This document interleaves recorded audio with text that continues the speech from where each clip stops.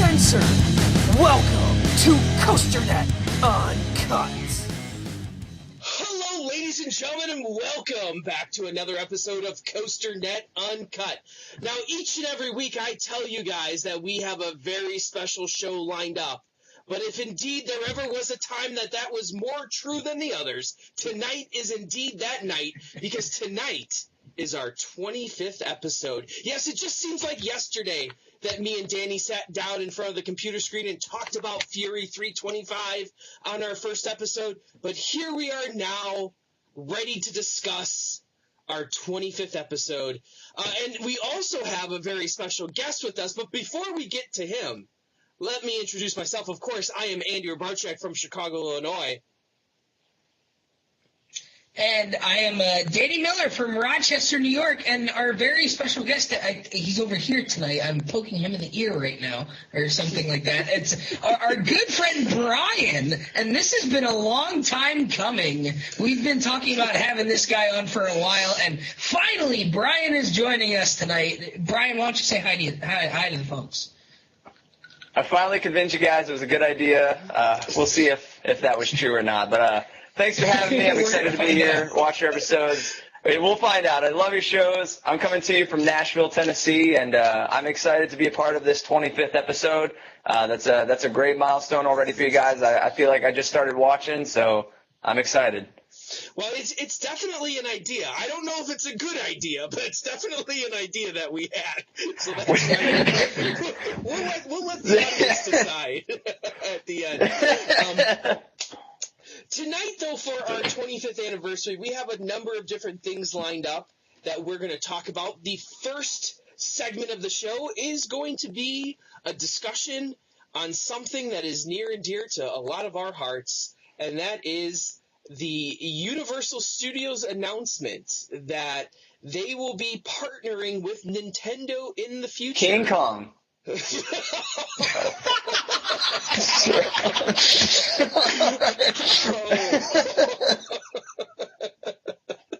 Yes, King Kong is coming next year, and everyone searches Google to find out what King Kong is. Anyway, indeed, they will be partnering with Nintendo to create rides and attractions in different lands, and we've seen a whole bunch of different stories on this come out.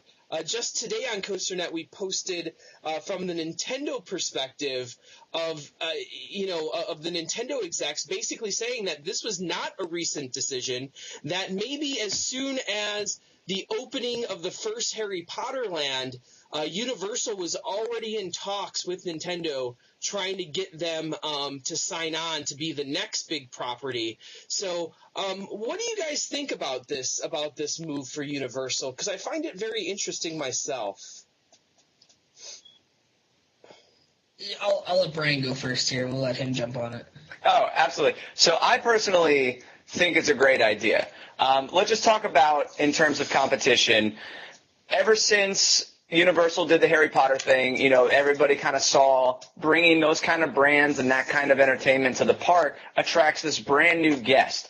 And now you have Disney with Star Wars and with Avatar. Even though Avatar isn't the most popular with some of the people, the general public loved it. It was one of the highest grossing films. He's got 4 more coming. You kind of seen these partnerships happen, and it's really bringing people in, back in to live these new movies and these new experiences we have.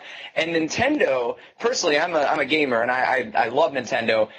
Me and my friend freaked out when we heard this news because I was a Harry Potter fan. Getting to live Harry Potter and ride the ride was really awesome. Anytime you go on a movie ride or whatever, it's that awesome, combining the two things we love.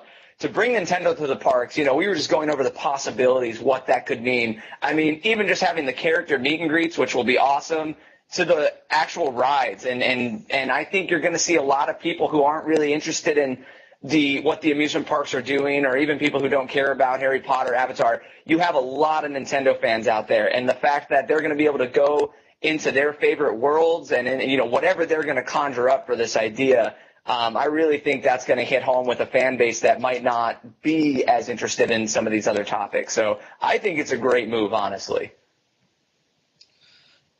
And to kind of go off of that, I think what popped to my mind when I first heard this, I immediately thought of Legoland and that sort of type of thing where you have kids who may not necessarily be ready to go to a theme park, and Legoland with that brand name that, parents and adults trust and they know and they feel good about, that draws them in. And there's been a lot of different talks about where the Nintendo stuff might go. Would it possibly be a replacement for the Woody Woodpecker area, and would they kind of just redo that entire area and have it be more of a kids area? And then other people were talking about maybe we were hearing these talks about how Disney is trying to strike a deal with Universal to get the Marvel stuff out of the park so they can start doing their own Marvel stuff at Disney. And Andy, you and I were talking about this offline last week about, is this the first step in seeing Marvel Superhero Island turn into Nintendo Island or something? And it might be, but I think the more popular rumor at this point is it being a kids area. And whether it's a kids area or an adults area or something in between, you've got to agree with the fact that bringing the Nintendo brand in is a huge thing. Maybe not quite on the scale of Harry Potter. I don't know, but when you're talking, you have Mario, the Mario Kart characters. Andy, you and I mentioned like the Star Fox franchise and stuff like that. You have Zelda, Kirby. You have those kinds of things in there that people know and have known for a long time. And Andy, a while back, you and I were talking about how, you have the Looney Tunes stuff at Six Flags, and then, you have the Harry Potter stuff and whatnot, and then you have Universal, and then Disney has their own stuff. And we talked about Cedar Fair and how they have the Peanuts stuff. That's great, and that's a good thing for kids, but the Peanuts is an old brand, and it hasn't, it's still alive, but it hasn't really been revitalized like we've seen other things revitalized. Like we're going to see Star Wars revitalized now.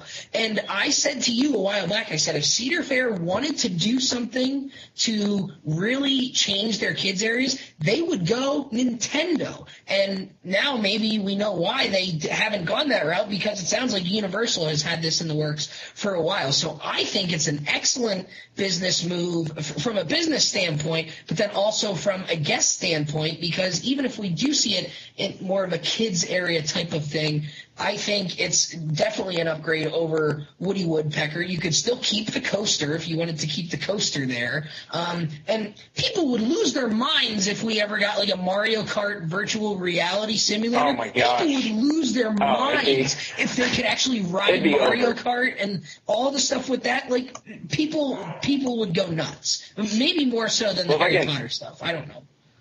Oh, I think definitely. Especially, I like the Marvel idea because you kind of have a crossover fan base there. A lot of cartoon fans or a lot of comic book fans, are into games and into Nintendo and all that stuff. And again, because Disney is trying to work that deal, who knows what's going to happen. Some of you might know, I'm from COASTER-net. My name is Hulk. It's one of my favorite rides. And when I heard that it's getting a retheme, I was a little bummed. I'm not going to lie. I definitely love the atmosphere of that ride. I love the whole Marvel universe. So if one thing were to replace it, Nintendo would be a respectable land and attraction to do so. What I would hope for, back years ago, Universal Studios had the Hanna-Barbera ride, which then turned into Jimmy Neutron, which is now the Minions. What I don't like about the Minion ride that the other two had is the other two rides went through that whole universe. Hanna-Barbera, you saw all the old cartoons. You went through Flintstones and Jetsons. You got to interact. Same with Jimmy Neutron. You went Rugrats, Hey Arnold. You had all those characters. So I would even if they just put a Mario ride in there that went through all the universes of Mario and characters and Donkey Kong and all that, I would love that. I think there's a lot of possibilities. To be honest with you guys, I've been hearing the same rumors you have to, maybe replace Woody Woodpecker, to do some, some other, what I would consider small scale things. But after reading today's article that we just posted with the Nintendo execs, this sounds like a huge, expansive area. I don't get the feeling that this is just going to be a kids area. I don't get the feeling that this is just going to be a few rides here and there. I think they are going to attempt something on the level of Harry Potter. Now, the question is, where do you put it? And I think the natural fit is Islands of Adventure. Even if you don't get rid of the Marvel, you still have enough area between Marvel and what is the old Jurassic Park where they're putting that Abomination this year. Next summer they're opening up that Abomination. So you have that whole area right there, the Toon Lagoon, the big Chinese, or not the Chinese theater, but just the big theater. There is a lot of area to play with there that you could, but the more and more I look at this, the more and more I say, I think Marvel's taken a hike out of IOA. I don't see Marvel sticking around. That there's already rumors of Doctor Doom being pulled out because of Disney's battle with Fox, that they don't want Fox to produce a new Fantastic Four movie. Fox is doing it anyway. Marvel actually killed off the Fantastic Four in the comic books just to spite them. So they're gonna do everything, but that's a side story. But I just see that the Marvel area hasn't been updated. It's probably the most dated of all the areas. It just doesn't have that same feel. Yeah, people love Spider-Man. People love the Hulk, but at the end of the day, I think that area in general, you don't see people shopping in the comic book store. You don't see people spending a whole lot of time in that area. It's kind of like a pass-through to get to Harry Potter or get to the back or get to something else. That I think by making that area right at the front of the park Nintendo, you are automatically upping the ante and making that a must-go-to section of the park. So I have to say, and I'm kind of surprised. I'm a little bit surprised that the mainstream media is not picking up on this, not, putting the question out there, is Nintendo replacing Marvel? I don't know if they're afraid to pose that question, but I think it's the automatic answer. I don't think a Woody Woodpecker zone is going to be enough for Nintendo. I just don't think it's going to be limited in scope to a kids area. Well, what about this? And this kind of just popped into my mind. What if we see Nintendo as like a kid's version of Nintendo replace the Woody Woodpecker, but they still do stuff over at the other park? I mean, it's not a far-fetched idea because we see Harry Potter stuff in both parks. Here's my thinking right now. Regardless of if Marvel Land does go away, I can't see them taking out Hulk. If they do a re-theme, Andy, you and I talked about possibly like a Donkey Kong overlay or something. You could use like the cannon or something. The other good thing that one of our members said the other day, that I believe Dason said, was why not do a Star Fox one and have that launch be a launch in your Starfighter, put some lights in it, have it be a little bit darker in there somehow, and have you like launching into space. That would be kind of cool too. But the Donkey Kong thing makes sense to launch out of the whatever. I just think that when you look at the Marvel area, it's stuck in, as much as I love it, as much as I love the nostalgia of it, it's stuck in 1994.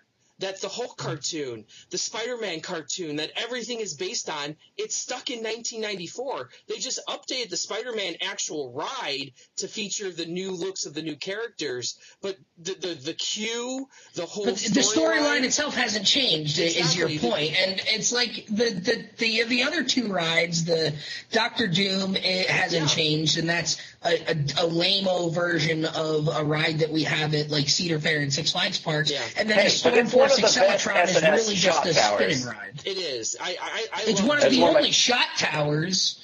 No, there's it's unique in that there's more combos though. Yeah, it's unique that they lock you in and they pour the fog in. That's what makes that ride. Plus, you get a beautiful view of the park too. So what happens to Spider-Man? I know, who is it? Fox, Sony that has that. Yeah.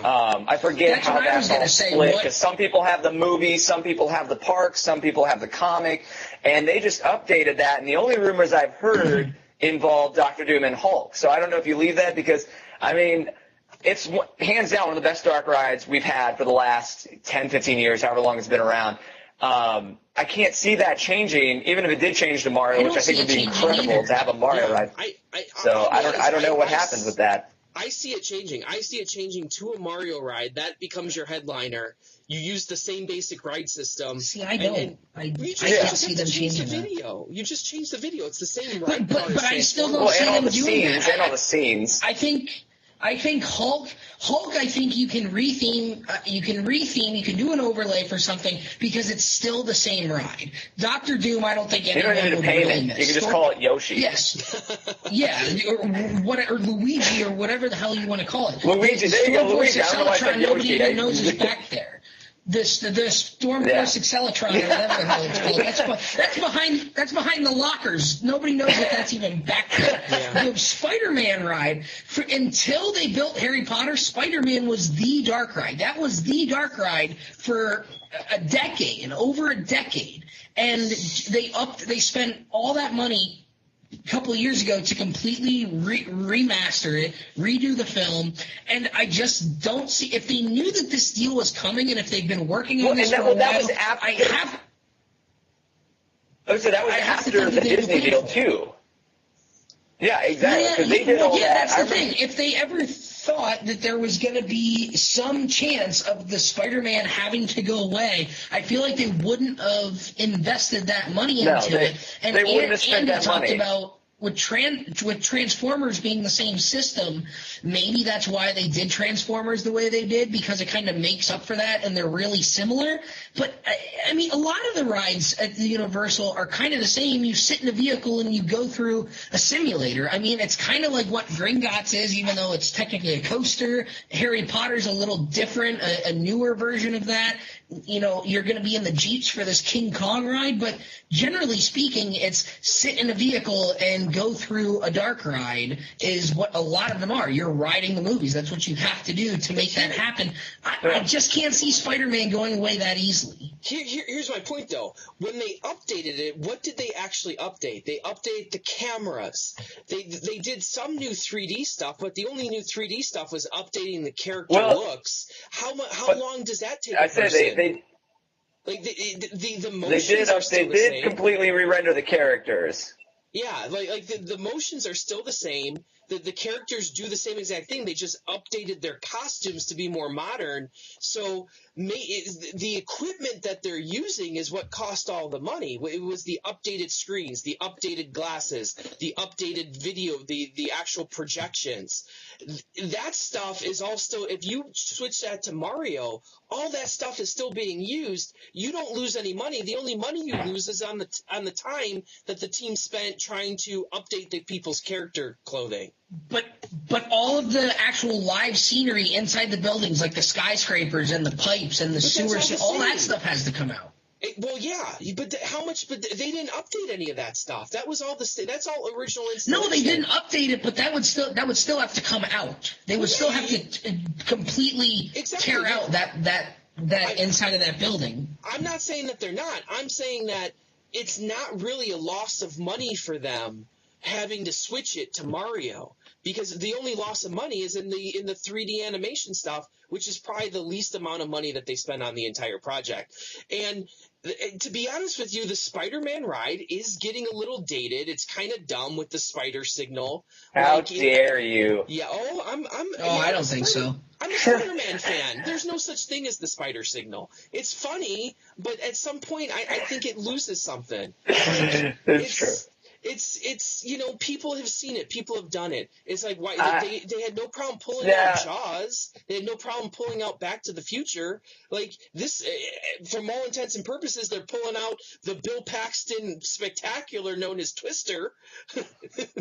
That's still sensitive. I'm still taking in that news. kids still know what Spider-Man is, though. If you talk to people like my age and a little bit younger, they don't. I asked Mike Troyes from COASTER-net, who I was hanging out with him earlier tonight. I've asked him before, like, have you seen Jaws? Have you seen Back to the Future? I was going like, there you go, Wilson. He had no idea what it was from. Like, they don't get that reference. People who are just a few years older than me haven't seen Jaws. They haven't seen Back to the Future. That's not brands they recognize. They recognize Marvel. They recognize Captain America. They recognize Spider-Man. They recognize the Hulk. They know those characters. But see, you're also implying that it's not their choice. I'm saying that it's not Universal's choice. That Disney has pushed them into a corner. That they said you can keep the stuff for as long as you want, but you can't update it. You can't do anything with this land. That it's the whole area is dated. Spider-Man is still a great dark ride. I'm not questioning that. It's still my number 3. I have, or maybe number 2. It's depending on the day. It's between Transformers, Harry Potter, and Spider-Man. But the whole land is dated. And if you're getting rid of everything else, and you have to get rid of everything else, then Spider-Man has to go with it. You can't have Spider-Man in the middle of Nintendo land. But I mean, if we're gonna play that card, I just have to step in. You go one island over. I mean, those cartoons are outdated for me. No one knows who Dudley Do-Rights and Popeye. Nobody knows Popeye. Nobody knows those. And I'm just gonna throw this out there. I will pick Spider-Man over Transformers every day of the week, and it's content-based. It's not even – here's my 2 problems. We've been over this, and we won't spend time on it. Transformers, too many screens. Spider-Man does the perfect blend of 3D, actual physical props, and all of that. Mm-hmm. But for me, it's hands down the content and the characters. I'm not a Transformers fan. I thought the line was really boring. It's 1,000 buttons that don't do anything, and it's very claustrophobic. And then you get in – and it's the movies. But that's just me. But I know some people who go. It's their favorite ride there, and it's still content based. It's who. It's what you like and what characters appeal to you in what movies. I wouldn't disagree. I wouldn't disagree with that. I mean, I do think Transformers is more screens. I think Transformers is a bit more intense. I think it's a bit longer. And I've seen the Transformers movies, and I really like Spider-Man. Was always my number 1 dark ride until I rode Transformers. I just thought the intensity and just like the in-your-face action, and there was very little. There was just a few spots where you could catch your breath here and there, and then something would surprise you. And I thought that, maybe it's the engineer in me, but I think the science fiction type of side of things with Transformers is just so badass and so cool. Yeah. And I really thought the queue was really good because I wrote it with my aunt. She had heard of Transformers, but she didn't know what the story was behind all of it. She hadn't seen the movies. She rode the ride and thought the ride was so incredible. She went to our hotel room that night and on Netflix started watching the Transformers movies in order. That's what the ride did for her. That's what Harry Potter did to my sister. My sister was never a Harry Potter fan. When we went to Universal and went to the Wizarding World, she became a Harry Potter nut. And that's what it did to her. And I think that's what Universal is doing with these properties. And maybe they think Nintendo can do the same thing. Well, and Brian, you're absolutely right. One big preview for their product. Yeah, and you're absolutely right that this is that these rides are so property and theme based. Like you look at the Abomination going over in Jurassic Park, that you turn that into a Jurassic Park ride, and now I'm super excited about it. But because it's King Kong, I can give 2 shits. You could have the greatest ride system in the world, and I don't care because I don't give a shit about a giant monkey.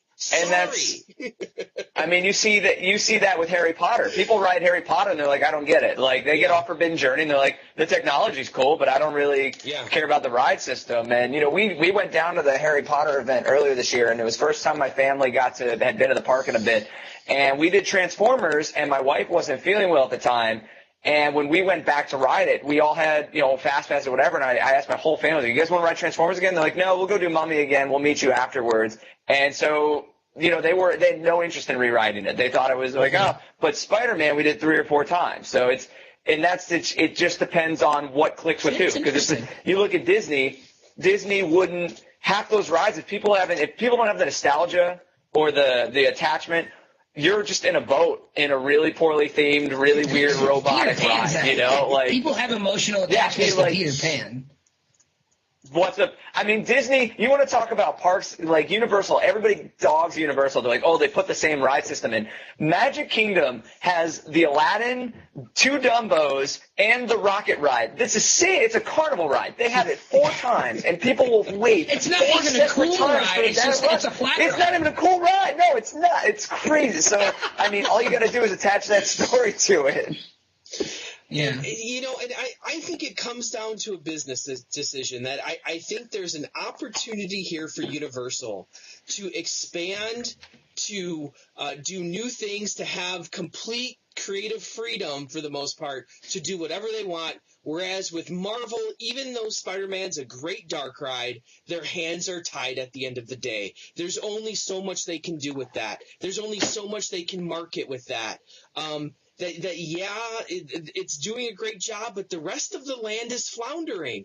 You know, there's zero Hulk tie-in, there's zero Hulk merchandise, there's zero Storm Force Accelerator merchandise. The comic book store is constantly empty, that you can walk through there at any point of the day and be a ghost town. If you want to find quiet in a theme park, go to the comic book store. A good place to hide. It's a good place to hide.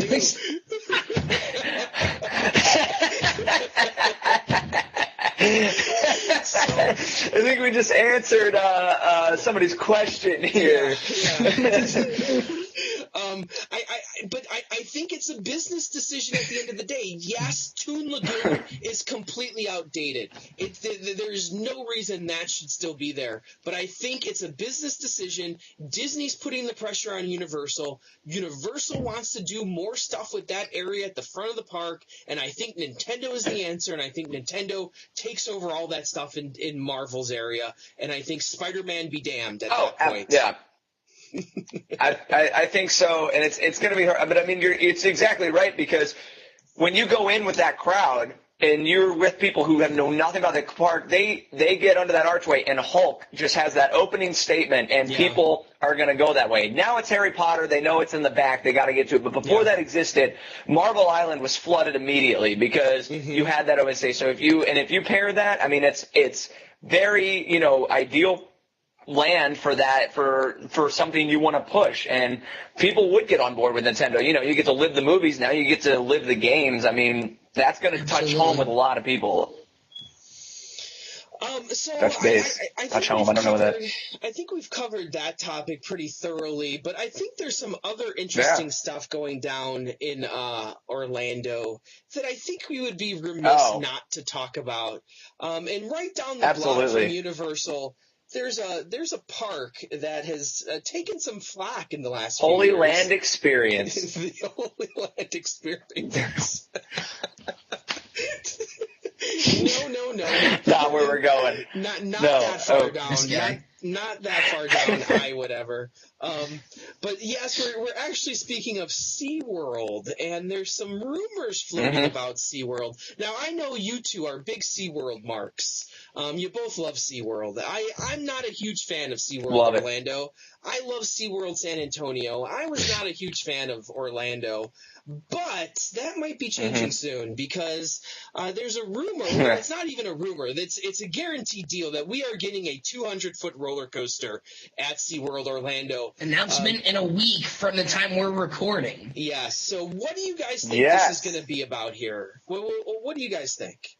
Man, I am at a loss. I'm gonna be real honest. When that news dropped, that was gonna be tallest fastest in Orlando, or something like that. It's two. When they said that's a record to break, come on. But to be fair, in Orlando, that's still something special, because you don't have roller coasters like that. Like Kraken and Manta are the realest roller coasters in the area. Because they follow the most traditional layouts almost, more Kraken than anything else. And so what's weirder about that is my problem with SeaWorld Orlando. I love that park, but man, it's landlocked. You have, it's like Tampa Bay. You have a major road on every side of it, and they're confined. So you don't get that kind of escapism. And when you come, and a lake, and the lake in the middle. When you come up on it, I mean, Orlando's super flat anyway. Kraken and Manta show up out of nowhere, and it's very impressive. And I don't know those heights right off the top of my head, but 200 is going to tower. I mean, that's going to look pretty impressive, whatever it is. Manta's like 140 and Kraken's like 150. They're both right around the 150. Yeah, Manta's and they're like massive. 125, 130. Something like that. Yeah, and you can see those from fairly good distances. So I'm excited just what this is going to do and where it's going to go in the park. Yeah, I think so. The interesting thing is, and a shout out to our RIT theme park enthusiast group, because we were talking about this the last couple weeks too when we get to our news and rumors. And we were kind of thrown around, we don't really know who's doing it. The popular rumor has been B&M because they have a good history with that park. But here's the other thing. Andy, I don't know if I mentioned this to you, and I know Brian might think that this is interesting, but Europa Park, I'm going to go to Europa Park for a minute, because we know that that's the proving grounds for Mack Rides, right? And we know that that's the proving grounds that's where Mack Rides puts their prototypes because they own the park. Now, I don't know if either of you knew this, and I didn't know this until someone else told me this a couple weeks ago, but Silver Star was originally supposed to be built by Mack Rides. I was not aware of that. I don't know what his source is, but he was pretty confident that was originally supposed to be built by Mack Rides, and then they brought in B&M to do it. And, I would believe that because, all the coasters there are Mack Rides, so to have a B&M steel ride, at least, it's definitely not one of theirs, kind of out of place. A little bit strange. Yeah, so, and now that we've seen Blue Fire... And it's my least favorite B&M hyper that I've been on. Oh, okay. Well, there we go. So we've seen Blue Fire has been very successful. Brian, you've been on Blue Fire. Hold on. You can tell a difference between the B&M hypers? Because I can't. Oh, stop it. We're not getting into that. That's oh, jeez. Anyways. Yes, I could, and that's how bad it was. The fact that I could tell. It had one really cool moment right before the breaks. I was like, oh, that was neat. And then it was over. So, Brian, you've been on Blue Fire, and Blue Fire is one of your favorite coasters. It is. I'll be out in California at the end of June to ride Manta at SeaWorld San Diego, which is a Mack family coaster. And I've heard good things about it. I heard that's fun. Yeah, I have too. Actually, Mike Collins from Coaster Radio was just on it a couple weeks ago, and I listened to their newest episode the other day from last week, and he said it was a very surprisingly intense for how small it was. Good airtime, good positive Gs. He was very, very impressed with it, especially considering how small of a ride it is. And Brian, you and I joke all the time about how amazing Helix looks over there in Sweden. So, I'm not joking. When you think about that, I know. So we know that Mack Rides is building the spinning coaster in Tampa. Cobra's Curse is the trademark that popped up this week. So knowing that, and knowing that Mack at one point had to at least design a 200-foot coaster, whether or not they actually built it, is it possible that maybe SeaWorld Parks kind of were able to get a 200-foot coaster out of them, and maybe they said, hey, let's do a package deal. Build a family coaster for us in Tampa and build a 200-footer for us in Orlando at SeaWorld. Your people are already there in Florida to do both of them. Why don't we do a package deal here and get two coasters at once? And I mean, you could use the Blue Fire trains. People are big fans of them. Is it possible that maybe we see Mack actually be the builder of this? I don't know if we'll find that out next week, but they're supposed to release details, so I'm hoping we will. I don't think that's far-fetched at all, honestly. I would love to see their presence in America become much more, abundant, because I love their rides. I've always been intrigued.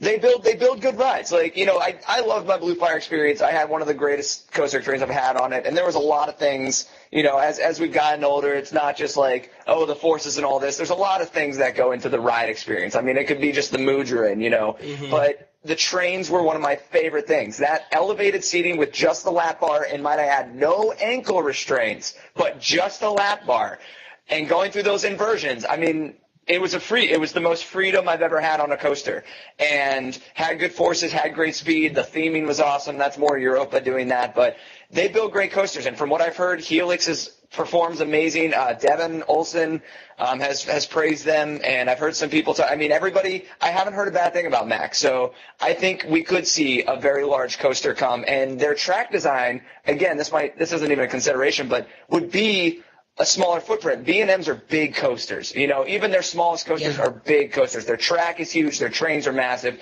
You could get away with a 200-foot coaster in SeaWorld if you go with someone like, you know, Intamin and Mac, who have those smaller track designs. But again, I don't know if that was supposed to be billed as a 4-cross coaster or, you know, what they were even looking for.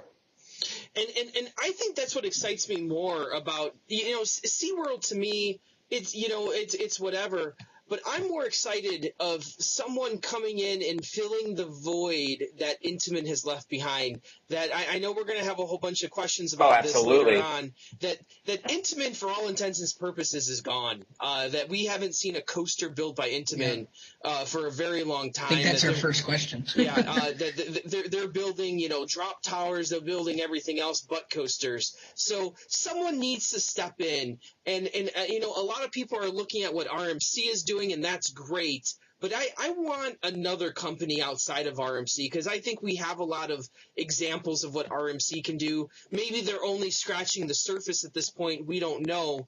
But you know, B&M, we know what they can do. We've seen what they can do. We have plenty of examples with, especially this year and last year with Banshee and Fury and all the Wing Riders. You know, I want to see. And I will say, company. Fury made me.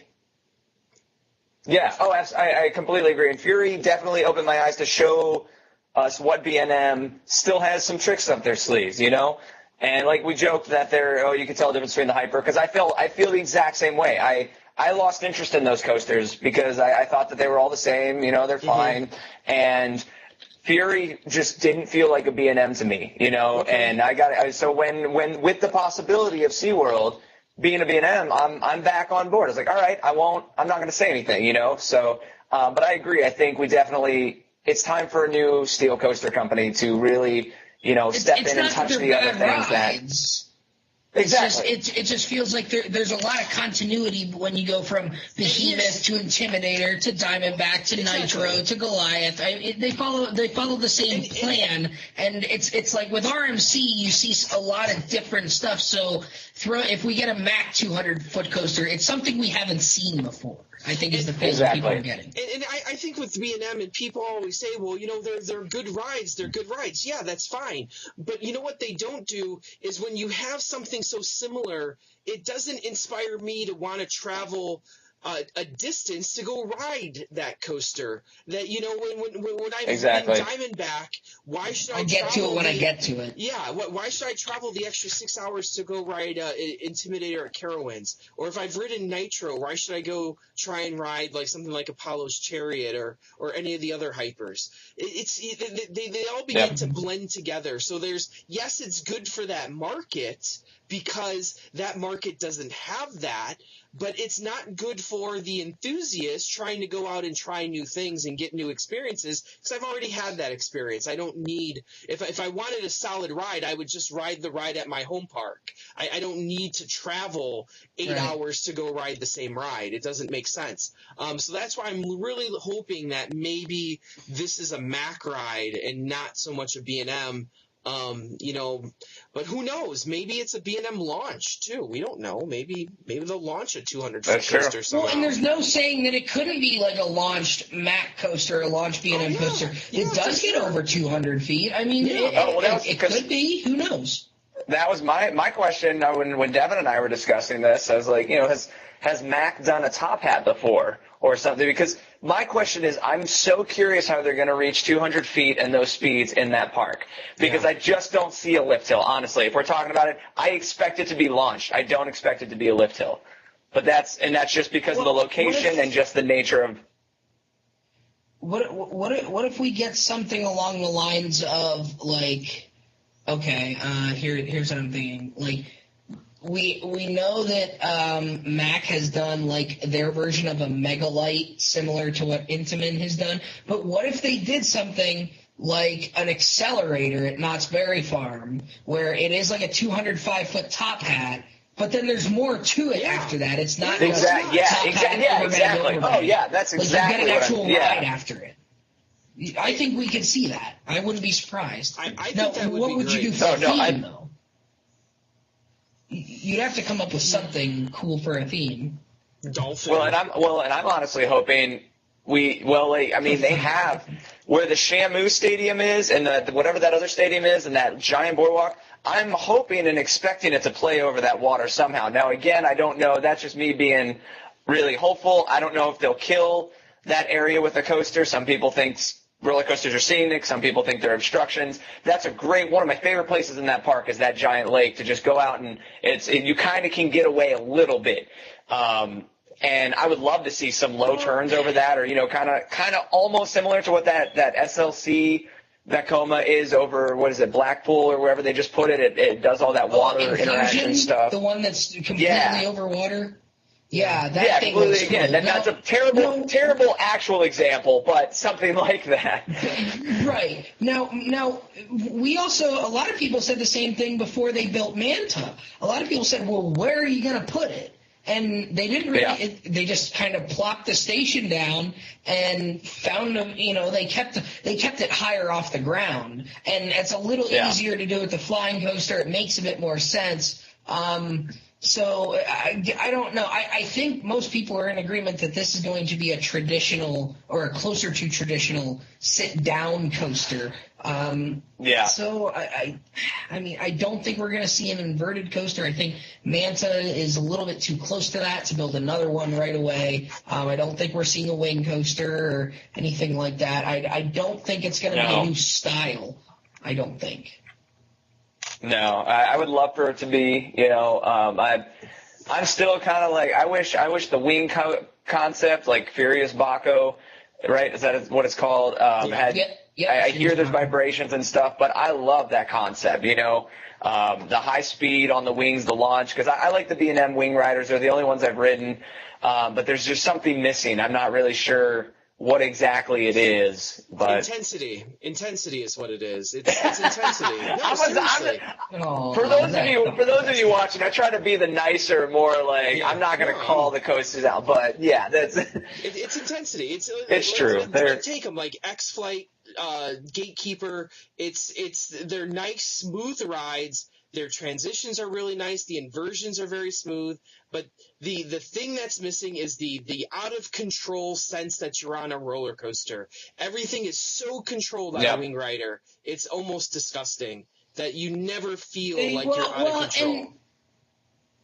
And part of that has to do with the trains being so damn big. Yeah. You can't have the abrupt transitions because of the way the Heart line is set up and how far apart, you can't have the really wicked transitions that you get, and that's just the nature of the ride. And they have their intense moments, like Gatekeeper at the bottom of the drop is a good intense moment, but as a whole, it doesn't have the the kick in the ass that rides like Skyrush and Intimidator and Maverick have, is what you but you're right, and it's like parks need those rides too. Parks need the smooth rides that ride well. There's nothing wrong with that. But those are never going to be, like we talked about, it's never going to be your top-of-the-line ride. Who's ranking Gatekeeper besides a few people as their number one roller coaster in the world? Nobody is. Like, come on. It's just not going to happen. It's in the upper group, but it's never in the top. You need the intensity on those. They're fun rides. They're rides that a park needs to round out its collection, but it's not something that's going to really set the world afire. And I think that's what we're looking for a lot of times.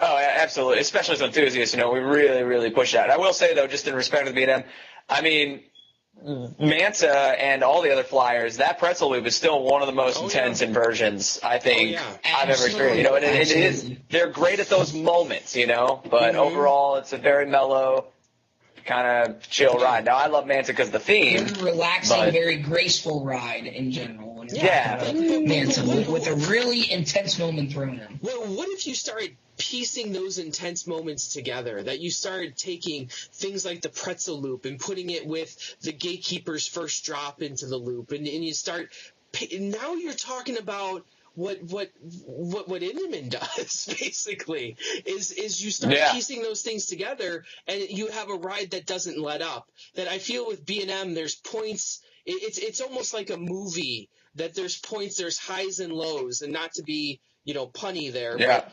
there's a transition of mood throughout the ride, intensity into smoothness. Whereas like Intamin is like the in your face like action movie. It's your Sylvester Stallone, Arnold Schwarzenegger movie where you're just shooting people for 3 hours and Michael Bay's blowing stuff up in the background. Who doesn't love that? Like, I don't know. I guess people. So anyway, I think we've covered that topic pretty thoroughly as well. So now this next segment, luckily we have Brian here tonight, because Brian is actually going to moderate our next segment, and it is the Ask Danny and Andy Anything segment that we threw it out to you. We threw out to the COASTER-net members, to the Facebook members, to the consortium, and we have a selection of questions here asked by you, the fan, on our 25th anniversary episode here tonight. Ask us anything. So, Brian, you are now in charge. So you have a lot of power. You have 52 or 25. It's man. So I could literally say I have the questions. I can just make up a question and say that Water Parker said this, and you guys have no idea. No. I mean, we're going to fire you. I had a good run, guys. It was a good time. I really enjoyed my time here. So, I'm gonna start off with one just because it's pretty relevant to what we've been talking about, and it was touched on a little bit. But if you have any more thoughts on this, Mr. Chester asks, Intamin hasn't built a U.S. coaster since Skyrush, and I think that it's important to note a U.S. coaster because they're doing okay overseas. They're still adding. I love the mega lights and all that. But he asks, what manufacturer will be the next big thing? RMC, Mac, SNS, etc. And is B&M doing an okay job filling in that gap still? Adding things like Fury and Thunderbird, which isn't crazy, but is a launched B&M, something we thought we'd never see.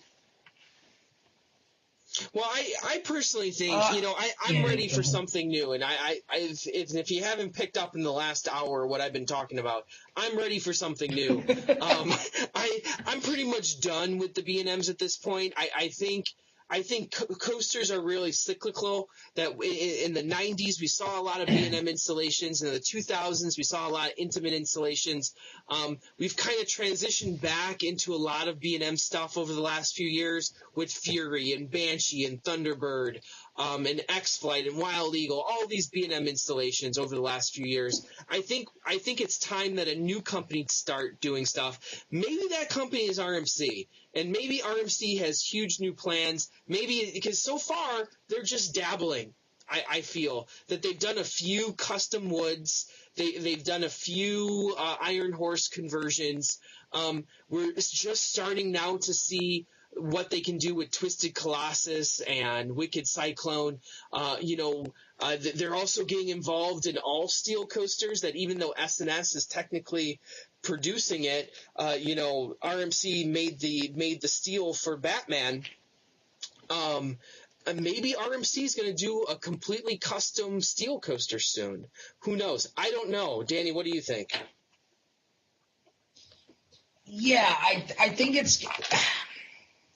I think RMC is the really easy answer here because they kind of already are that next big company. And I think the big thing to note, and I'll keep my answer kind of brief here so we can go through here because we're starting to run long, but I think we figured we would with all the good questions we got. But I think with RMC, you've got to remember, Yeah, Intamin did a few wood coasters. They did a few of those plug-and-plays. But generally speaking, Intamin's a steel coaster company. RMC, I think, is really the first company in a long time that's come along that people really feel good about their wood coasters and their steel coasters and know that they can do both and that they will do both. Intamin did a great job with the few wood coasters they did, El Toro, Boulder, T-Express, Colossus at Hyde Park. And they helped out with American Eagle back in the day. But generally speaking, Intamin is a steel coaster company when you think about that. RMC people know for both already, and just having done a few wood and a few steel, but we know that they can do both and that they will do both, and they will do great things with both. So I think I'd agree with you that I think RMC is probably just kind of scratching the surface of what they can do. I would not be surprised if 5 years from now we've seen an inverted type coaster from RMC and maybe something completely new. And I think we'll get that launched wood coaster. Maybe it's at Dollywood in 2016 with this whole shot rod thing that's being thrown around. I think that RMC is going to continue to innovate, and 5 years from now we're going to have at least one new type of coaster from RMC that maybe we don't have right now and maybe we don't even know about right now. I'd be willing to bet that we're going to continue to see new stuff, because like we talked about, there's only so many crappy wooden coasters that they can redo before that thing kind of runs its course. And there's only so many parks that are looking for wooden coasters, new wooden coasters. They aren't very popular. So RMC eventually is going to have to do something new that more of these bigger parks are going to jump back on the bandwagon. And I think B&M did that with the wing coaster. They knew that everyone has an inverted coaster. Everyone that wants a floorless had a floorless. Nobody wants a stand-up. Only a few parks really wanted the dive coaster. So they did the wing coaster, and that got parks like Cedar Point and Six Flags. And, it's gotten a few of these bigger parks back on board for another go-around with B&M. And B&M the wing coaster is kind of running its course now. And in 5 years from now, everyone who wants a wing coaster is going to have one. And they're, again, going to have to come up with something new. And I might ruffle a few feathers with this statement, but to be honest with you, at some point, I don't see a distinction between RMC's wood coasters and steel coasters. That essentially they're doing the same exact thing. You look at Goliath, you look at Outlaw. They're just making RMC coasters, and you can say whatever you want about the building process, but at the end of the day, I think RMC has really blown up the whole wood steel difference between the two, because there is no difference anymore. Because they're very much the same. They have the same elements and the same style of rides. They kind of, you still have the distinction of wood and steel, but you're talking about the actual style. Like an Intamin ride, like El Toro follows the typical wood coaster pattern. You have a drop, you have a bunch of hills, you have a bunch of turns. All their steel coasters, Volcano, I-305, those all still follow a certain pattern. RMC has broken the pattern that you expect from a wood coaster. Yeah. You don't get drop, hill, hill, turn, hill, hill, turn. You get drop, inversion, turn, crazy airtime hill, sideways airtime hill, barrel roll. You get the different stuff, and they're doing it with the steel coasters too. So whether it's wood or steel is irrelevant to you. Yeah. They're just building coasters, doing whatever they want to do because they feel like they can do it, and they know that they can do it with wood or steel. Exactly. I think you both covered great points on that, and I definitely agree with you that we will see some stuff. And I think something to note, we have at RMC Alan Schilke, how do you say his last name? I forget his last name. Schilke, yeah. But Schilke, it comes from Aero. He gave us the 4D coaster. He gave us one of my favorite coasters. Even though it's short, it's sweet. Tennessee Tornado, they were just hitting their stride. And you have him over there now. So I think you're right to say that they're going to touch. They're doing steel coasters on wood. It doesn't matter, wood, steel, they're doing the same thing. So I think they're definitely going to be a really, really good addition to the roller coaster world. So thank you for that question. Our next question comes from Water Parker. And we have what did you like better? What do you prefer, the Diamondback Tour or the Beast Tour? So this weekend, this weekend at Coaster Stock, they gave us the 2 tours, backstage tours of the Beast and Diamondback. I love the Diamondback tour. Got to walk back by those. There's a lot. That area is actually surprisingly hilly. You don't realize how much of a steep hill there is back there that Diamondback's basically built on. But we were essentially like behind the crypt building, and we got some great photos back there. Great to see Diamondback. Got some great video, and I have of course skipped the Beast tour because who cares? So great, that's very nice. Nice, yeah, very nice. Skipped it completely because who cares? Like I said. That was a short answer. Well, lovely. Thank you. The first part of that, very insightful. I'm sure the Beast tour is great, everybody, because the Beast is great. So we'll get more input on that from maybe somebody else. So, all right. Well, thank you for that. Our next question comes from El Toro Rider. What is your favorite park event and why? And I think that's a great question because we were talking earlier that you have enthusiast events and you have general public events. I myself I'm a haunt fan. I love going to Halloween Horror Nights and Fright Nights and all that good stuff. And then the Christmas events, you got a lot of parks doing that now that didn't used to do those. And then you have the, Coasting for Kids, Coaster Mania, and all that good stuff. So what do you guys think about those?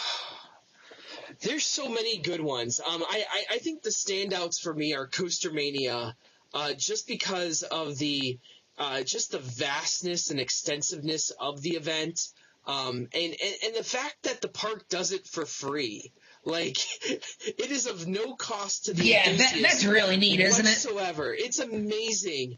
The amount of time in the park you get, the amount of stuff you get, and it's all for free. It still boggles my mind that you could easily be charging $100 for this ticket and people would pay, and they are doing it free of charge. So I think that's an amazing event. From a park event, I've been a big, Halloween Weekends fan for the longest time, but after going to Halloween Horror Nights, I'm a huge fan.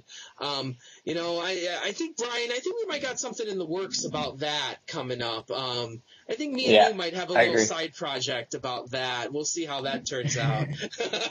But I'm going to say Coaster Mania for sure.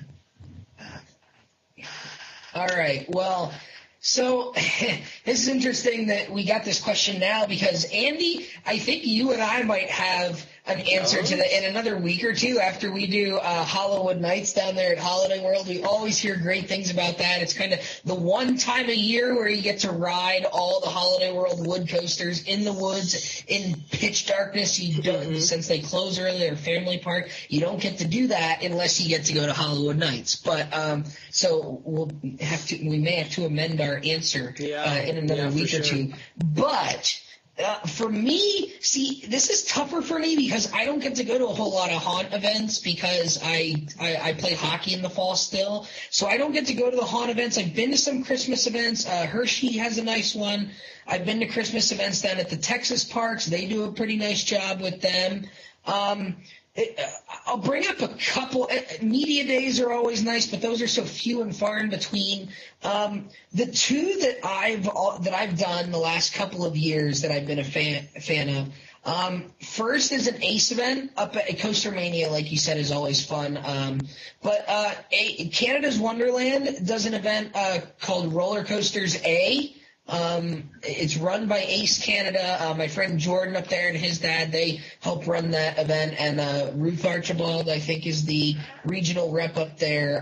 They do a great job with that event up there. There's always good interviews and question and answer sessions with their maintenance people. There's always ERTM, Behemoth and Leviathan, and now Guardian as well. I've done that the last couple of years, and I always like that event. And I know a lot of other parks do similar events, ACE events once a year where they, just have like a regional event and it's a one-day thing. And there might be like they'll do Darien Lake the Sunday, the day after. But I always enjoy that one. I know a lot of people go up to that one. I've met a lot of friends up there. And the other one that people are going to laugh at me about, but it's It's a one-time-a-year thing. It's a one-day-a-year thing, and there's things that you can only do that one day a year, and it's very, very similar to Hollywood Nights is Phoenix Fall Fun Fest. And it's the only time where the antique cars at Knoebels, they're haunted antique cars. It's a combination of the antique cars and a scare maze, because they have the scare actors jump out, they jump on your car, they'll touch you. They don't abide by the no touching rules, so that's cool. They do have one of their trains is haunted as well. You get to ride Twister while there's lasers and strobes going throughout the entire area, which is a one-time a year thing. You mean unsafely with loose articles, right? Is that what you're saying? Oh, yeah, absolutely, definitely. And, of course, they turn all the the one time a year where the Phoenix Tunnel is lit up, and they have like things in the inside of the tunnel on the Phoenix, which is a little different. You go through it in the dark so many times, you kind of don't realize it's surprising to see stuff in there. And they turn the chaser lights off, and the Phoenix, obviously, that's the one ride where that's what everyone rides in their costumes. So they do like the Halloween parade and everything, and the costume contest, and then there's they do a roller coaster, theme park artifact swap meet. I got some stuff from Geauga Lake this past year, which is pretty cool.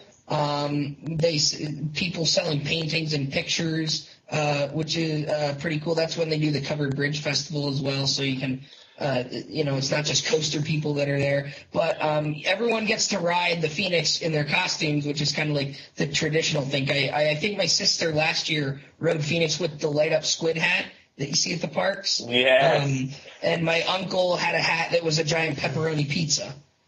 So it's kind of like, it's not so much for the park and the rides, it's more for the camaraderie that you expect at events like COASTER-net and Hollywood Nights. Yeah. It's really awesome. Really cool. And it's just, I think it's like $20 for the wristband, which is good for all the rides during the event. And, obviously no admission and no parking and whatnot. It's the same Knoebels deal. And you get a certificate for 2 free pieces of pizza and a drink with the Phoenix Fall Fun Fest wristband. So I mean, they give you the food and there. It's a fun event. It's a good time. I have to interject. That was good discussion. I love the unique events, the one-day events. I love that you have Andrew laughing at the haunt ideas there, where he goes to a park where they put a strobe light on a Cobra roll that blinks 6 times, and that's their idea of Halloween theming a ride. I'm talking about Raptor, of course, for Halloween weekends. You have those awful yellow lights, and then the train goes through the Cobra roll, blink, blink, blink. All right, we're in. That's it. So I appreciate them going the extra mile, putting characters in the rides. One thing that's always attracted me is Not Scary Farm. They do the actors in a log flume. Yes. I will say Halloween weekends at Cedar Point, that's one of my favorite haunts, mainly because the atmosphere. It's cold, it's windy, it's creepy. You're on a peninsula, it's dark out. They definitely have the atmosphere there, but I like the interaction of actors and rides. So I, for one, think that's a great idea. And it's one time a year. It's the only day of the year that you can go through the haunted antique cars there. They don't do it for the regular Halloween. The scariest thing is you don't know if they're scare actors or hillbillies from the mountains out there. So you might be in real danger. They're probably both. They're probably both. That's why it's so scary. Well, I think you both had some good input on that. The line. You should see the line for that. The line is completely full, and it goes past the Phoenix, and it goes down past Flying Turtle. People wait an hour and a half to do that because you can only do it that one night. If the event doesn't start until 7, it goes from 7 to 11. People are in line for the haunted antique cars at 5:30. Because they want to do it that badly, and it's the coolest thing. I'm down for that. So I want to, and that's the stuff, and that's why we'll go to PPP next year. We'll go. Yeah, we'll do it, and that's the stuff I'm excited for, because haunts like Halloween Horror Nights and other stuff can't pull stuff off like that because they're too big. The way stuff's set up, and I love those classic touches, those smaller, unique individual experiences, and making the cars a haunted attraction or doing the tunnels up. That's something, and I go to Mickey's Not So Scary. I love the Halloween event that Disney World does, trick-or-treating in Magic Kingdom, and one of my favorite things, riding rides in costumes with a ton of people is really hilarious. So being able to be on a real roller coaster with that, I could be. I went as a coaster nerd. Awesome. I had my shorts up to my So nipples. you went as Andrew. And and I had like the real nerdy glasses. I had my hat on sideways. I had my Phoenix denim jean jacket Great working on. with you. Drops mic. First and last It's appearance. fantastic. Out. Yeah, guess who's not being invited? Well, if you guys are good. I think we can. We can try and move on here. So, where I don't even know where it was. All right, park events. All right. Rob asks us, if you were on a desert island with 3 steel and 3 wood coasters, which coaster would you pick? You get 3 steel, 3 wood. You're on a desert island. That's all you can bring. Andrew, I'm gonna throw it to you. I feel like you're gonna have a good selection here, well-rounded. What do you got for us? 3 coasters I'm gonna pick. Raptor, Sky Rush, and what's going to be number 3? What's going to be number 3 for the steel? Raptor, Sky Rush, and Maverick. Well, I don't know. Well, I'll be the only one riding it, correct? Is that true? So yes. There's no one else? Yes. Okay, so then I don't have to worry about puke on the coaster vest, so I'll pick Maverick then. So, okay. We'll take Maverick 1997, or 2007, yes. sorry. For my 3 wood, I'm going to pick Voyage, Outlaw Run, and The Beast. Nice. And wait, I can see out there. I can see the puzzled looks on your faces. Because what I'm going to do is there's a lot of wood on the Beast. I'm going to tear the damn thing down and build my house with the wood of the Beast and have a nice shelter. Because I'm not going to ride the Beast. I'm going to live in the Beast. Terrible. I was so happy. I was like, oh, he's going to say the Beast because you need a classic on the island with you. What? No. All right, Danny. Save us. Danny, save us. Bring us back. Bring us back. What would you bring with you? What would you have? So I thought about this a lot today, actually, and I started with the wood because the way I thought about it, I would want 3 wood coasters that are very different. And I think there's like 4 parks you can kind of look at that have wood coasters are 3. No, but like different styles, and I'll tell you what I mean. So you can look at like 3 or 4 different parks that have good collections of wood coasters. That are very different. Like Six Flags Great America, you've got Viper, which is an airtime machine. You've got American Eagle, which is a racer, and then maybe American Eagle is 2 coasters, whatever. That's a different debate. But then you have Goliath, which is completely different from both of them. And then like you look at a Kennywood, you've got a racer in Racer, you've got an airtime coaster in Jackrabbit, and then you've got Thunderbolt, which is very much a lateral force coaster. Holiday World, same thing. You've got Raven, which is a nice terrain coaster. You've got Voyage, the airtime machine, and you've got Legend, the lateral machine, and then Knoebels. You've got an airtime coaster in Phoenix, you've got a lat coaster in Twister, and you've got something completely different in Flying Turns. So I would maybe just take the 3 coasters from any of those 4 parks, but if I were to mix and match them, I would probably pick Phoenix because I know I would marathon Phoenix, and maybe just so I'm not picking a lateral coaster from the same park, I would maybe take Legend since that's a good lats coaster, and then maybe for my 3rd coaster that's a little different, I would probably maybe go with a Flying Turns because it's unique and different, but maybe I would go with a Lightning Racer since that's kind of a Twister-style coaster and it's a good racing coaster. So I would probably, if I'm going to say a definitive 3 wood, I'll go Phoenix, Legend, and Lightning Racer. So I'm picking ones from 3 different parks. And okay, if you're gonna say Lightning Racer is 2 wood coasters, then I'll go Flying Turns.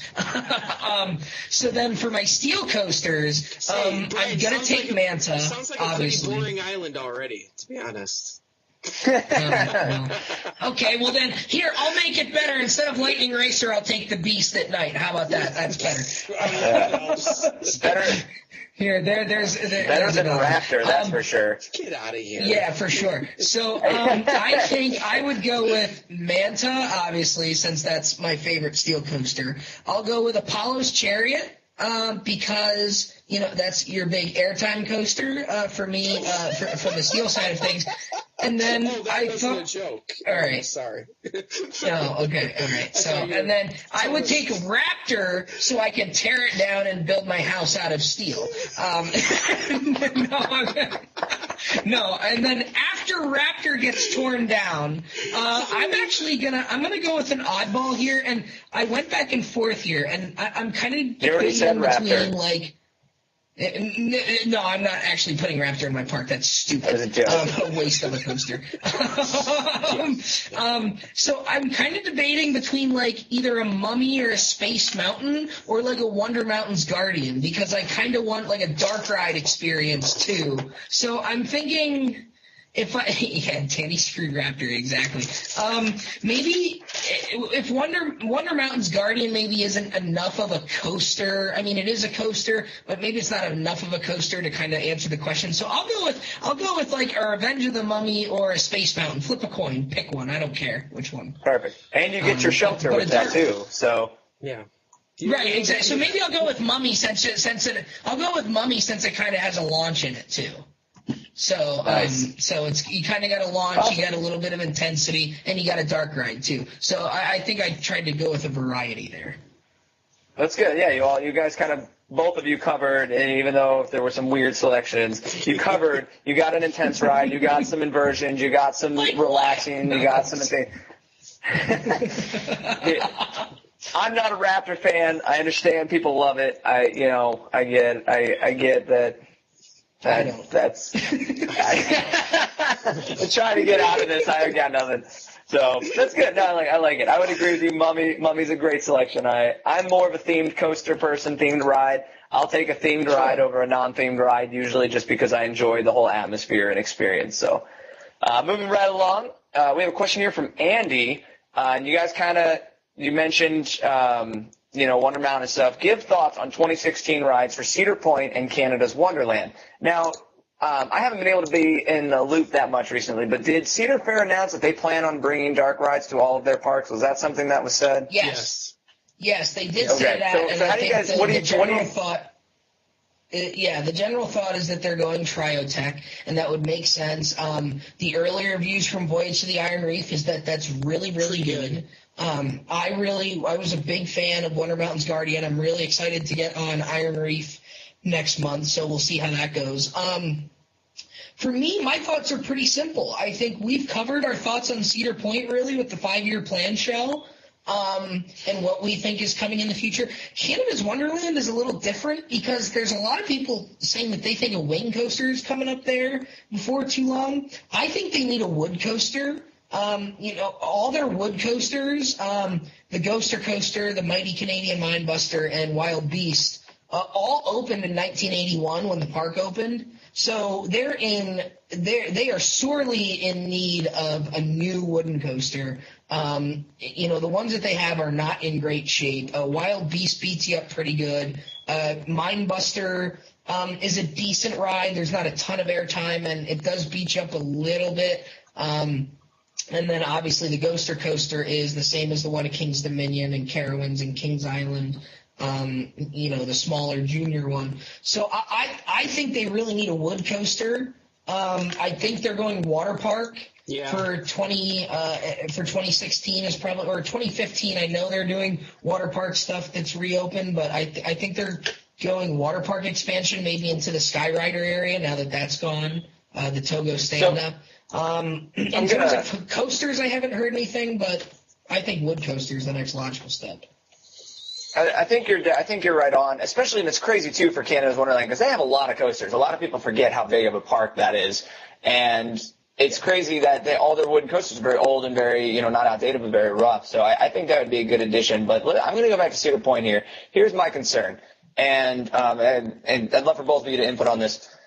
A long time ago, we had these roller coasters open. You have Maverick, you got Magnum. They have awesome effects, awesome theming. Well, tried to have awesome. Originally was going to have awesome theming.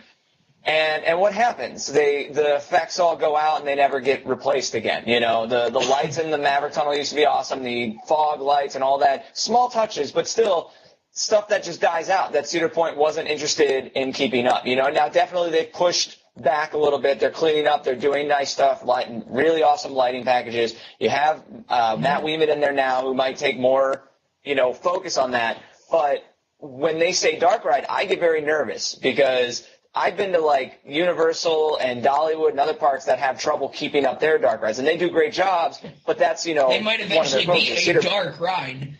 A dark ride, exactly. And so Cedar Point. I mean, what do you guys think about that? Do you think they're going to take the effort to keep up? I think the benefit of the Trio Tech stuff and the benefit of Wonder Mountain and the benefit of Journey to the Iron Reef is that it's mostly all screens. So there's not a ton to actually upkeep besides the actual projection units, which, like Danny said, if you don't upkeep those, it will be a straight-up dark ride the entire time. The other thing that's kind of nice is that Guardian is all screens. Yeah, and from all intents and purposes, except for the station. But I've heard that Journey is mostly screens, but also has a few actual props in it. I've been hearing. I don't know if I know that. Well, and I was looking. The thing about there's that some picture is reviews when I was down at IAAPA at the Triotech booth, they did have a few of their smaller, compact rides in big boxes.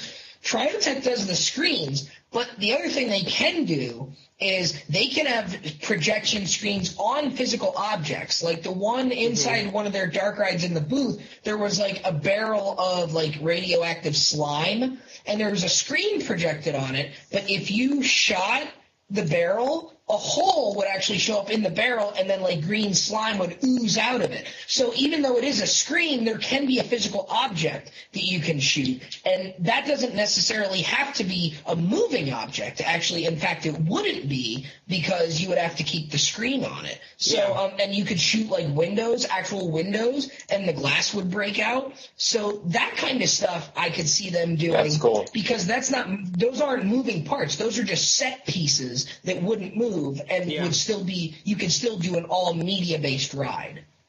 Yeah, I think that's the route, and I think if that's the route they go, it'll be fine at Cedar Fair because they won't need to pour in a ton of maintenance time into it. Yeah, and we actually had a couple people. My buddy Andrew McTaggart he's up from Canada. He also asked us to talk about that. We had a couple people ask about Cedar Point in Canada's Wonderland rumors and news for 2016. So, if we don't mention your names, we did have multiple people ask the same questions. So we're trying to cover all of them there. But I don't know. It's the Cedar Point thing. I don't know. I really think it's a coaster at this point with the land clearing. I hope it's a new huge coaster. But I think the dark ride, Valraven could be a dark ride name. Who knows? I don't know. Probably not. But I don't know. We'll see. Rougarou we thought would be for a haunt, and it ended up being for the redo of Mantis. We hoped it would be for a haunt. I think we all feared that it would be for what it turned out to be. Well, nobody really thought that it would be for the Mantis redo until they said that Mantis was being redone. Because they're like, oh, they haven't used that Rougarou name yet. Could that be it? We kind of threw the Rougarou name to the side. So, I don't know. We'll see. Well, I think that's good points, good topics.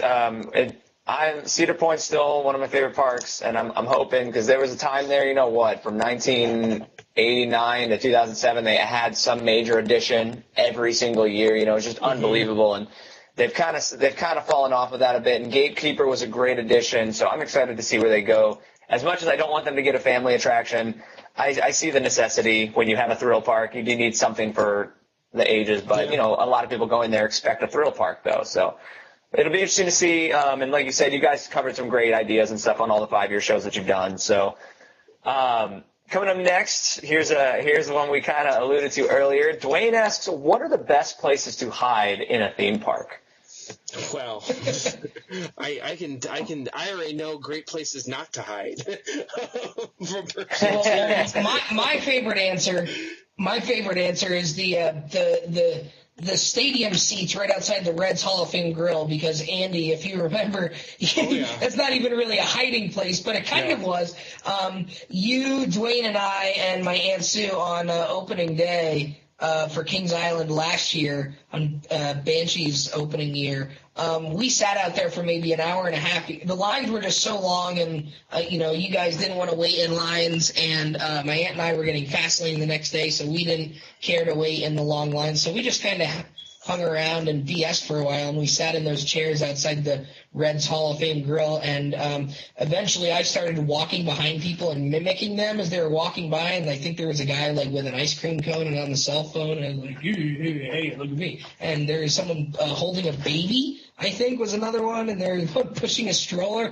And then there was that weird dude who had the pink wife beater, the short jean shorts. He's like 65 years old, and he had like the teal spiky hair. Yes. And he had to be at least 65 years old. And he walked by like five times over the course of 10 minutes. I don't know if you remember that guy. I do remember that. That was a funny time, but not really a hiding place. So I know you have some good hiding places from Kings Island. Yeah, I have, the one hiding place I would hide in is probably in the Manta queue line, because nobody's ever in there. So that'd be where I would hide at SeaWorld. But more importantly... Then you wouldn't really be hiding, would you? Well, no, because there's nobody in there, so I'm hiding there. So I'm just standing in the queue line. Oh, never mind, whatever. So actually, what's funny is I actually have pretty good hiding spots in every park that I frequent a lot. And there's not a chance in hell that I'm telling you the people on Uncut where those hiding spots are. Because then it's no longer a hiding spot. It is now a hangout spot. The back room behind the beast. The very back stall. So... That's fair. Yeah, so there's no way that I'm telling you guys. Sorry. Sorry, Dwayne. And it wouldn't be a hiding spot anymore, guys. It's not a hideout spot. So. To be honest with you, Dwayne's one of the main people I want to hide from. So. So that's. He's joking. I'll throw in real quick. No, it's not. Disney World, Tom Sawyer's Island at Magic Kingdom, great place to hide in the cave systems. People don't go over there. My dream is that they put. That's a little harder to get to. Yeah. My dream is that Disney one day for one night will do a haunt, and they'll include Tom Sawyer's Island, because that place would be terrifying after dark. And then Universal Studios Islands of Adventure. In the Seuss Landing, there's a gift shop right as you go in, and there's a door that goes out to the back, and there's nothing out. It's just a little like planter and something. Great place to hide. So those are two of my favorite. I don't live there anymore, so I don't frequent them. So feel free to steal them. And I think the Rip Ride Rocket turnaround too. That kind of dead end there, the big plastic. Actually, Unless it's Halloween Horror Nights, that's another place. Just get away, hang out. And even, heck, you go back to Curious George and that water play area, no one ever goes back there. So yeah, true. We have another question here, so I think those are some good spots. If I'd like to hear more from other people, so if you guys could post those, I'd love to find your hiding spots and bug you. Andrew, I think this is your buddy from up north, asks us, what coaster do you most want to ride that you have not yet been able to ride? What is that? What is that one that escapes you? I'm going to say the one, well, there's two. There's one that really vexes me that I don't really want to ride, but I can't ride it, and that's Pterodon Flyers at IOA. Because you have to have a stupid little kid to ride it. You have to have a stupid kid. Ride it. And they frown upon taking other kids that aren't yours. They do that. Yeah, you can't kid bar them. You can't. But the one ride, there's two rides that I really want to ride that I don't know if I'll ever get on. One is the Superman launch coaster out in Australia. I've spoken of the dream before, of the dream that I had of the ride before I even knew it existed. So I still feel a calling out to that ride. But the other ride that I think I've always wanted to ride, but I think I never will, is actually Battlestar Galactica at Universal Studios Singapore. Yeah, you've talked about that one before. That ride looks pretty cool. Like, I know it's a Vekoma, but it's just, I love Battlestar Galactica. But You the can two kinda see and the two right concepts. there, I got my Battlestar right there. That's my Battlestar. Nice. I got it right there. It's just the sit down, the invert aspect, the theming of it. It just looks so cool. We haven't really seen anything like that. We've seen dueling coasters, but to be like, hey, we have a dueling coaster. One's a thrill coaster and one's a family coaster, and they enter. I mean, that was a great concept. Mm-hmm. It's just so cool. Even if it did have some flaws, like even if a row fell off of a train or what. Yeah, but. Yeah. Minor detail there. Don't worry about that. Minor details. And they created a drop ride, too. They created a roller coaster that's a drop ride. You know, I've never seen anything like that. It's a really unique coaster, guys. It's got a sit-down track, it's got an inverted track, and at the end, one of the rows falls off. One lucky group will just plummet to the ground. It's awesome. Well, and they tried to do like the near misses with that ride that they're doing on Twisted Colossus now, with one train upside down and the other one right side up. So, you know, we're kind of starting to see that little. We're sort of seeing that concept make its way over here in a different form. You just hope nobody throws up during that element when you're underneath of them. Or that they're going to have to be real strict about loose change as well. Oh, absolutely. Loose items. That could turn out very badly. Hopefully very not. Super side note. Yeah, I hate the metal detectors going into lines. I think that's so ridiculous and overkill. It's just dumb, but, you know, that's a different discussion. So but those are two good. So Superman. That is, though. Just to buck the system, I'm gonna bring like a heavy rock in my pants and just have it drop out mid-ride. Stop me now! Stop me now! Yeah, come on, visual scans. Found this in the park. What are you gonna do? I'll beat your system. For me, so those are Superman, Battlestar, two very unique, good coasters, great locations. Danny, how about yourself? Yeah, for me, I think the two. Well, I've been on so many good ones here stateside. There's two over in Europe that have always stuck out to me. One of which, obviously, being Expedition G-Force, just because of the reputation behind it, everything we hear about that. I've always really wanted to ride Blue Fire and Vodon too, because we hear such great things about those. I know Brian has been on those. The other one in Europe that I really, really, really want to ride is Nemesis. And oh my God, Nemesis yes. Nemesis, and Brian is like waiting for me to say both of those coasters. Those are two that you just hear so many good things about. And if there's a coaster in the world that has pretty much universal praise, I think those are the two that may come the closest. Absolutely. You just never hear anything bad about those. But I don't know when I'll get to ride those.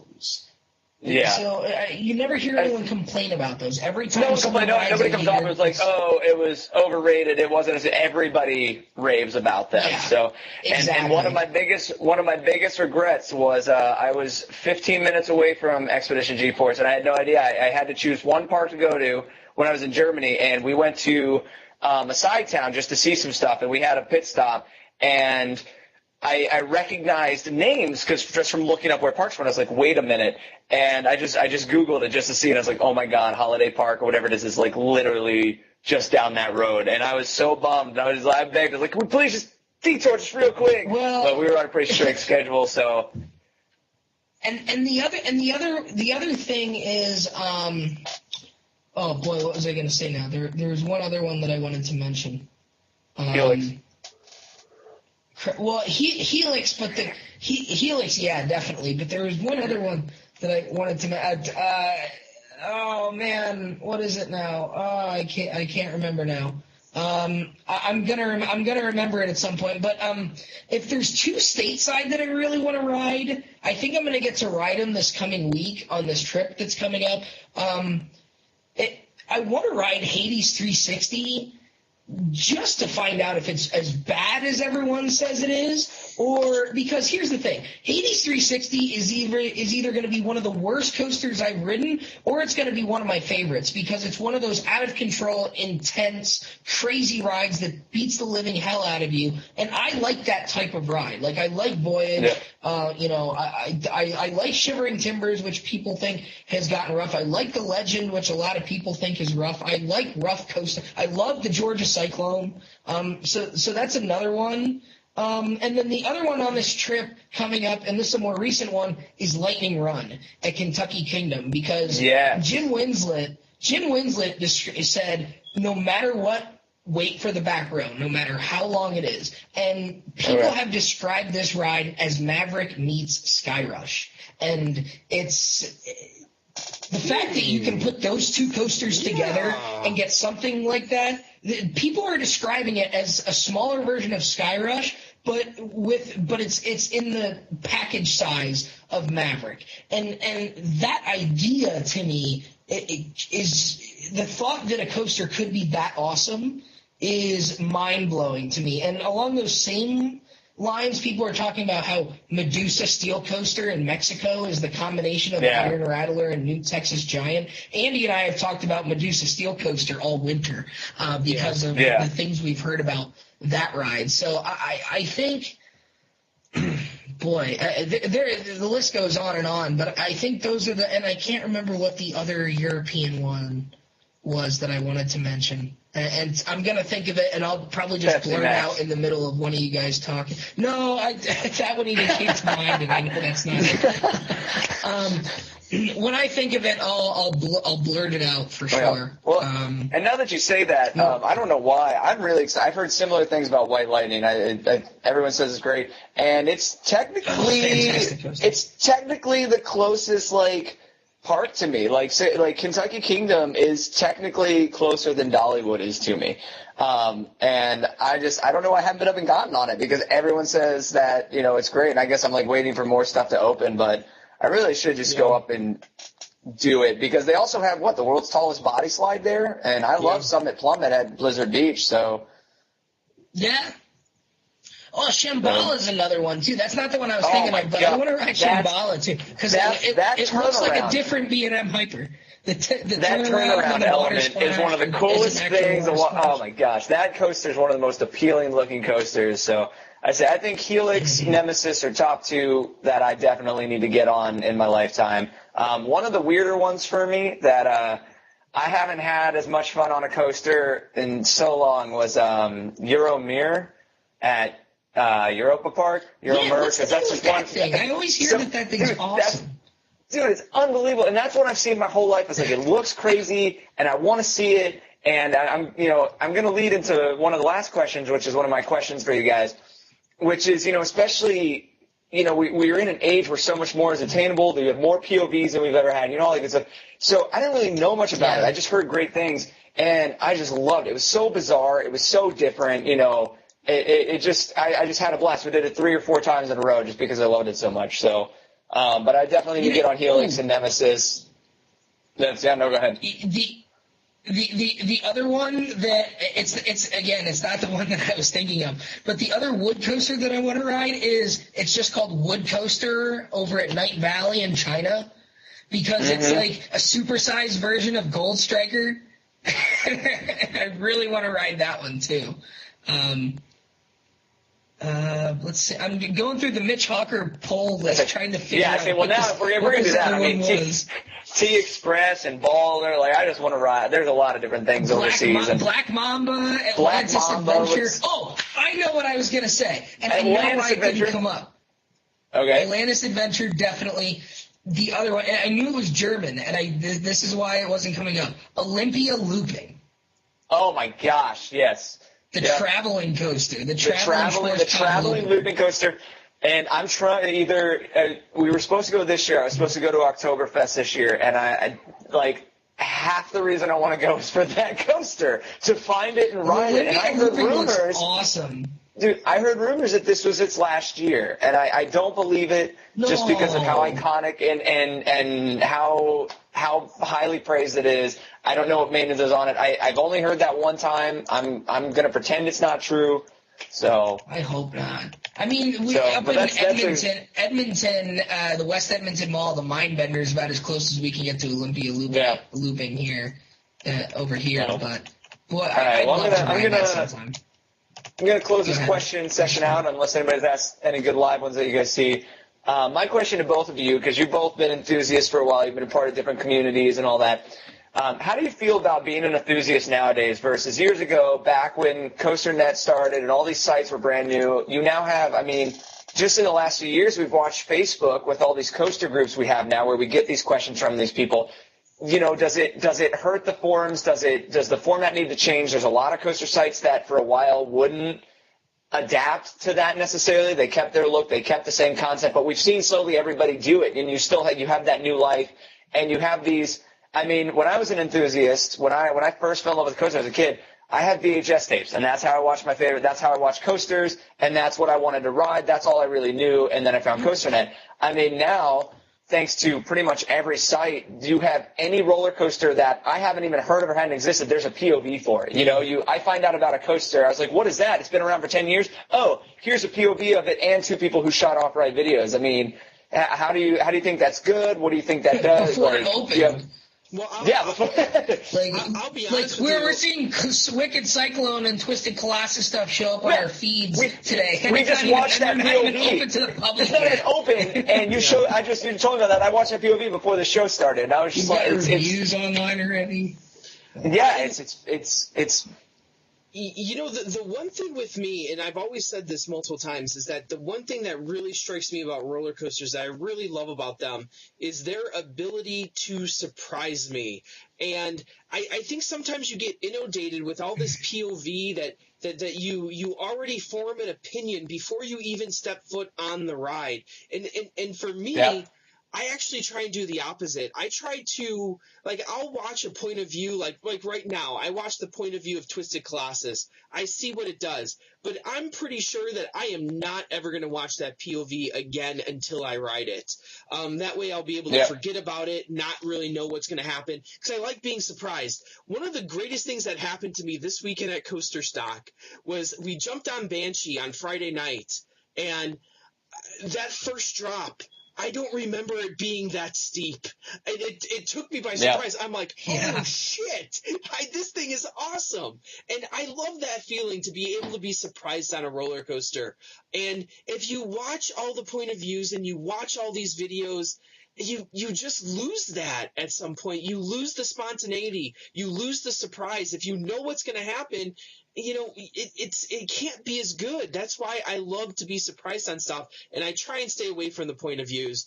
And to your point with the coaster websites evolving, to be honest with you, that's why we're sitting right here right now. That's why we're on YouTube on our 25th episode, because we saw a need. Hey, wait, there's a market out there that we're not even touching, that the forums are kind of antiquated. For as great as forums are, there's always going to be a place for forums. But for every person that you want to reach, maybe 1 out of 10 of those people are actually going to go to a forum and post and register. So you're leaving on the table 9 out of 10 people. So this way with Uncut, we are reaching so many more people now. And I cannot begin to explain to you the overwhelming nature that this has been. I've only gone to 2 parks this year, and so far at each park, 5 people have come up to said hi to me. And if 5 people have come up to say hi to me, how many more are sitting out there saying, oh, I know who that guy is, I love his stuff, you know, I don't want to bother him today. It's just crazy the amount of people that we're reaching here with this show, and it's awesome. It really is. It gives us a lot of happiness and a lot of joy to be able to reach out to the fans and to give you guys entertainment. But you know what? It's kind of weird too, because it's like here we're just talking. It's me and Danny. It's now you, Brian. We're just friends talking about what we love, and now we're out there influencing other people. So hopefully more people will begin to think that the Beast would be better served as a house than a coaster. Well, I wouldn't go that far, but I agree. And to that point, I mean, Andy, how many people in the last few weeks have messaged you or messaged you talk at Cedar Point, people say, "Oh, you guys are going to Hollywood Nights. I'm going to be there. Like, are you guys going to do a show?" And we don't know if we're going to be doing a show there or not just yet. We'll let you guys know if we end up doing a show from the park. And people like, "Oh, we're excited to meet you guys. We're excited to ride rides with you." And the support. We started this in September. So, I mean, we started this, 7 or 8 months ago. Yeah. And the support has been overwhelmingly positive, and I think it's been better than you or I, Andy, could have anticipated. And I think when we started this, I think I said to you, we can't just do a podcast. There's so many podcasts out there, and the problem is it's not that there's just so many podcasts out there, it's that there's so many good ones. In the Loop has such a big following. Season Pass has such a great following. Coaster Radio probably has the greatest following of any of them. I listen to Coaster Radio weekly religiously. That's where the whole Dan the T-shirt guy nickname started. Mike and Evie do a fantastic job over there. We could never compete with that. There's just too much out there already that people are going to say, well, why is COASTER-net Uncut any different? That's why we try to be different. We're doing the YouTube thing. We're doing, you can see the stats on the page, on the video. You can see pictures on the video. When we did the Coaster Poll and the Golden Loop Awards, you can see those things. Those are different things that aren't done the way that we do them here. And I think that's why we try to be different here on COASTER-net Uncut, because to stand out, you have to be different this day and age because there's just too much out there. Mm-hmm. And Andy, you talked about watching videos and whatnot. I've been watching some videos of some of the rides I'm going to ride soon because I think I like going into a ride with some familiarity, because when it does surprise me, that's when I know it's really, really good. When I know what a ride is going to do to me and it still surprises me and still thrills me, I think that's when it goes from a good coaster to a great coaster. And when I watch the POVs of rides like Hades 360 and Lightning Run and Thunderbird and, Renegade, just to name a couple of probably the better ones that will be on this trip, when I ride those rides for the first time this coming week, and if I really like them, knowing what they were going to do to me going in, then I know that's a special ride. It like a Manta or Apollo's Chariot for me, or like a Raptor or a Maverick for you. You know what it's going to do. You've been on it before, you've experienced before, and it still thrills you and surprises you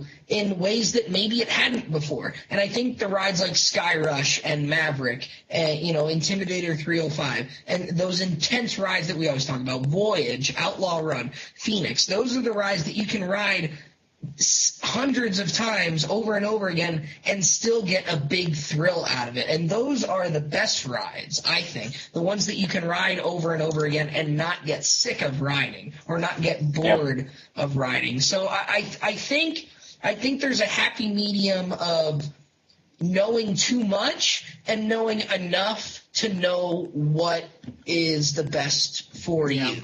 And I know that's kind of a cop-out answer to say there's a happy medium, but I think that's kind of how you have to approach it. And some people don't like to watch POVs, and some people like to be jaded. Yeah, so it just completely depends. And, and I agree, and the POV is never going to do it justice. I mean, Blue Fire is why I had such a good experience on that. I watched that POV over and over and over again. I was like, I'm fascinated with this coaster, but I don't get it. Why? I'd heard a few people rave about it, and I was like, it looks cool, that weird turnaround hill thing. I just don't get it. Like, what's the point of this? It hits it slow, and the layout looks okay. And then I wrote it, and it just the amount of shock and surprise I had. And then I go back and you watch it after you have one of those experiences. You go back and watch the POV, and you're like, it's not, it's frustrating. You're like, this was so amazing, and it doesn't even come. You don't even want to show people the POV anymore because you're like, it doesn't. After knowing how much better it was, you can't feel the forces. You can't feel the speed. Yeah. You don't know how it rides. You're just sitting there watching a screen. You're just watching the ideal. But it is nice, and I agree with you. I like to know what I'm getting into and stuff. But there are times where, like, I wish sometimes I was the unaware, like the surprise on Verbolten or stuff like that you're not ready for. Yes. And I did, and yes, I wish I could be, there was one ride I did it for, because another thing that plays off that question is, I feel like nowadays we have 100% more leaks and spoilers about new attractions and stuff than we've ever had. And it's kind of disheartening because the parks want to pull one over on everybody. They love the surprise. And it's so hard for them to do that now because, I mean, enthusiasts are very intense about getting the details and finding stuff out. And people in work, it's easy to just like anonymously post something. But the one I stayed off of forums for and waited for was the Harry Potter Forbidden Journey. And it doesn't matter what ride you do it with. To go into a ride with zero expectations is refreshing. To not know at all what's going on and what's going to happen, you know, it is a blast. So there's definitely, it's that happy medium. Which one do you want to do? Four times I've done that, and I'll tell you which 4 rides I did it for.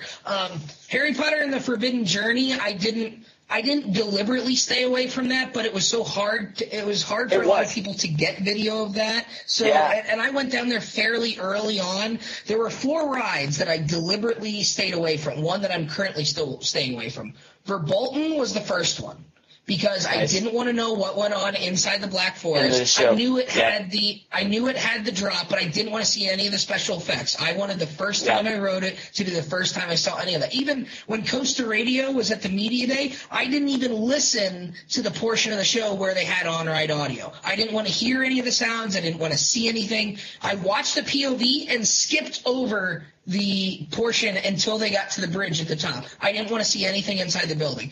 The next one I did it for was Wonder Mountain's Guardian. I didn't want to know anything about the ride system. I didn't want to know how much of a coaster was on the inside, if anything. I didn't want to know what was on the inside. I didn't want to know about the characters or anything until I got there. I'm doing the same thing with Voyage to the Iron Reef. Now, that's not a coaster, but I want the first time I experienced that to be that.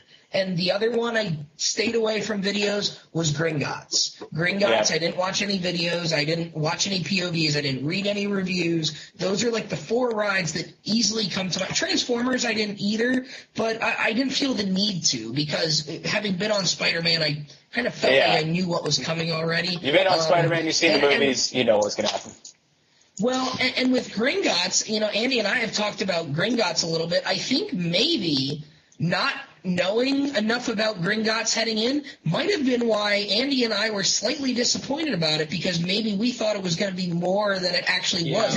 It's not much of a coaster. It's not a coaster like Mummy is. It's not as intense as Mummy. And I think if we might have watched a video or two, maybe we would have been more prepared for that, and we would have been blown away by it. But instead, we were kind of like, oh, it's a nice ride, but we didn't have the reaction that I did when I rode Verbolten or Wonder Mountain's Guardian. You know, I wasn't blown away by it like I was those two. And people who've ridden Guardian, most of them will probably scratch their heads as to why I was blown away with it. I think Wonder Mountain's Guardian is extremely fun and extremely thrilling for being what it is. And I'm not going to go into too much on that, but.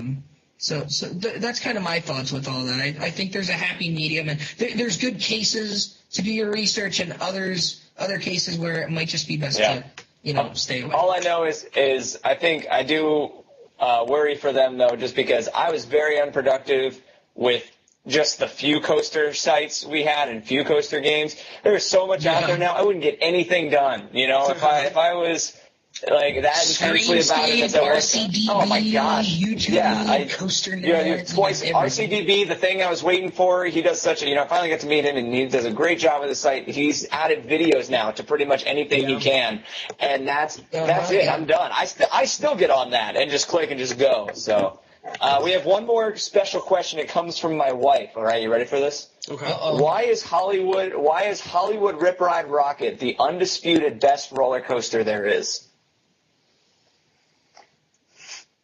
She must have ridden in the front row. I'll say that. Hold on. It's the only coaster that manages to have airtime killed immediately. Like, as you're, like, ready to, like, go in midair. It's like, oh, wow! And then it's just painful. It's the only ride to have airtime turned into pain almost in seconds. Like, it's amazing. That's why I thought the answer was going to be it's the only roller coaster in the world where it has light-up trains and you can listen to Kickstart My Heart by Motley Crue. Yeah. Which is one of my personal favorite songs. All joking aside, the pacing of the ride is weird. I will say, for the first 3 elements, great coaster. First 3 elements are fantastic. The non-inverting loop, the lift hill, all that good stuff. The idea of custom soundtracks on a roller coaster, I've been doing that since Cedar Point. Like, I make songs bringing out my nerd here for Disney. I have 3 rides that I have with like audio programs like matched songs with. Like, I've mixed or like a test track, the new test track. It looks like Tron. I watched the POV probably 100 times and took the Tron album and I've mixed it to time up with the ride. So I'm really big into that kind of stuff. I've done with Space Mountain and Expedition Everest.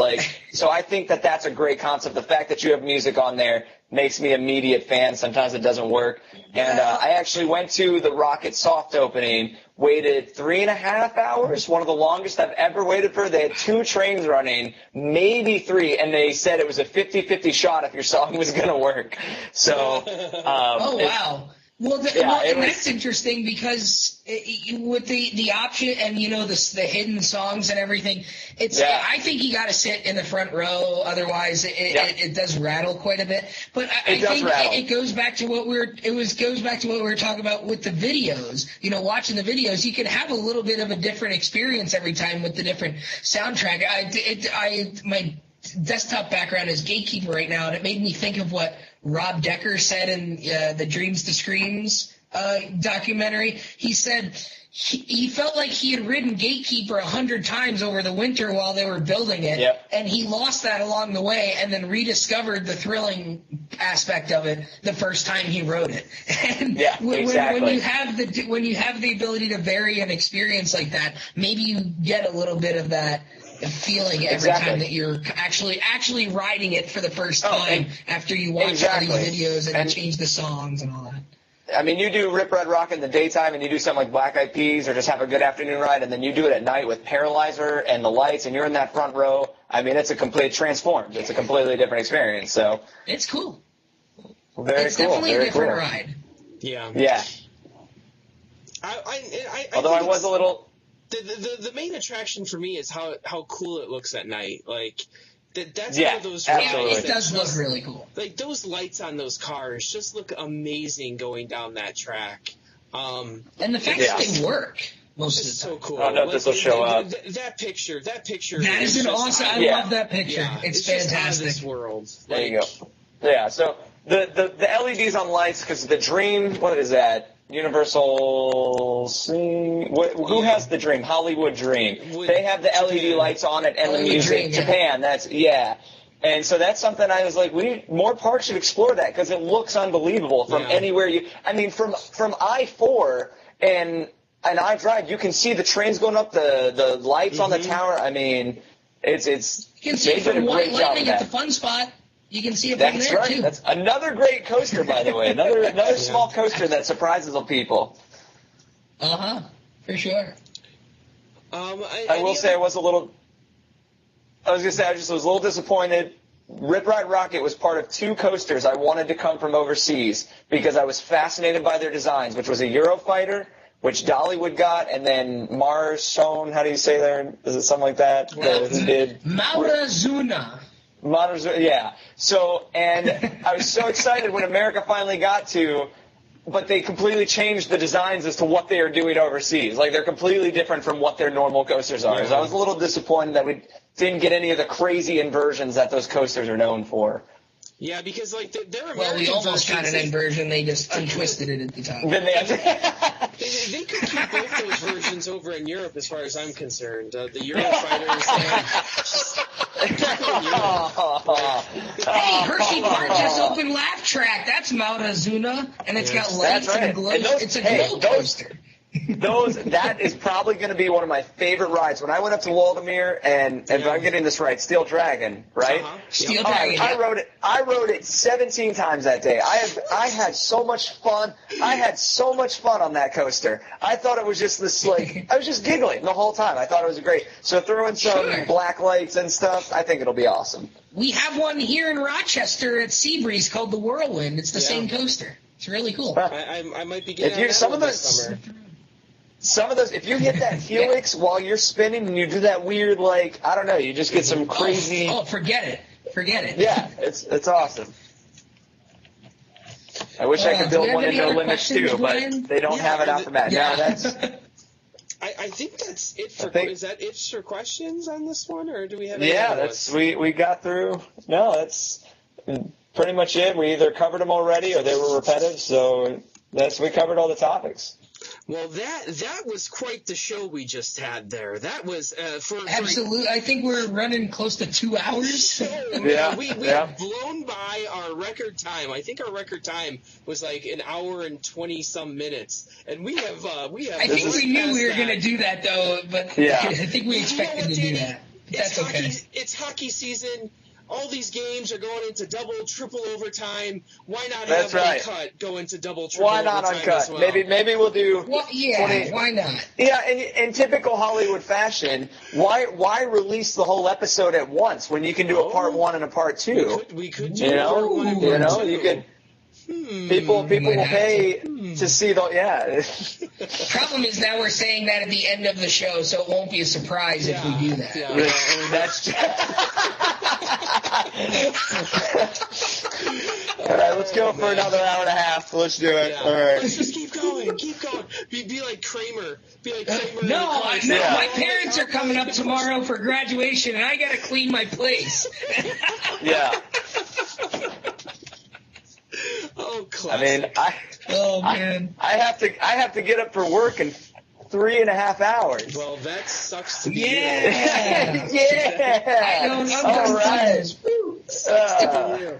Well, I think on that note, I think we should probably wrap it up here. Brian, thank you so much for being here tonight. Thank you. Thank you. I had a blast. It was a pleasure. I've been watching you guys' show. I love what you're doing, and to be a part of that discussion was just such a blast. So, thank you. There's one last question I have for you, because I get asked this question a lot, especially this year. And maybe I don't know if you'll have some inside info for us.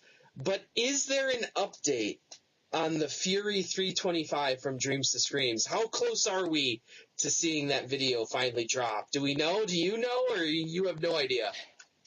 I'm going to say I have no idea. Okay. For legal reasons. No. I've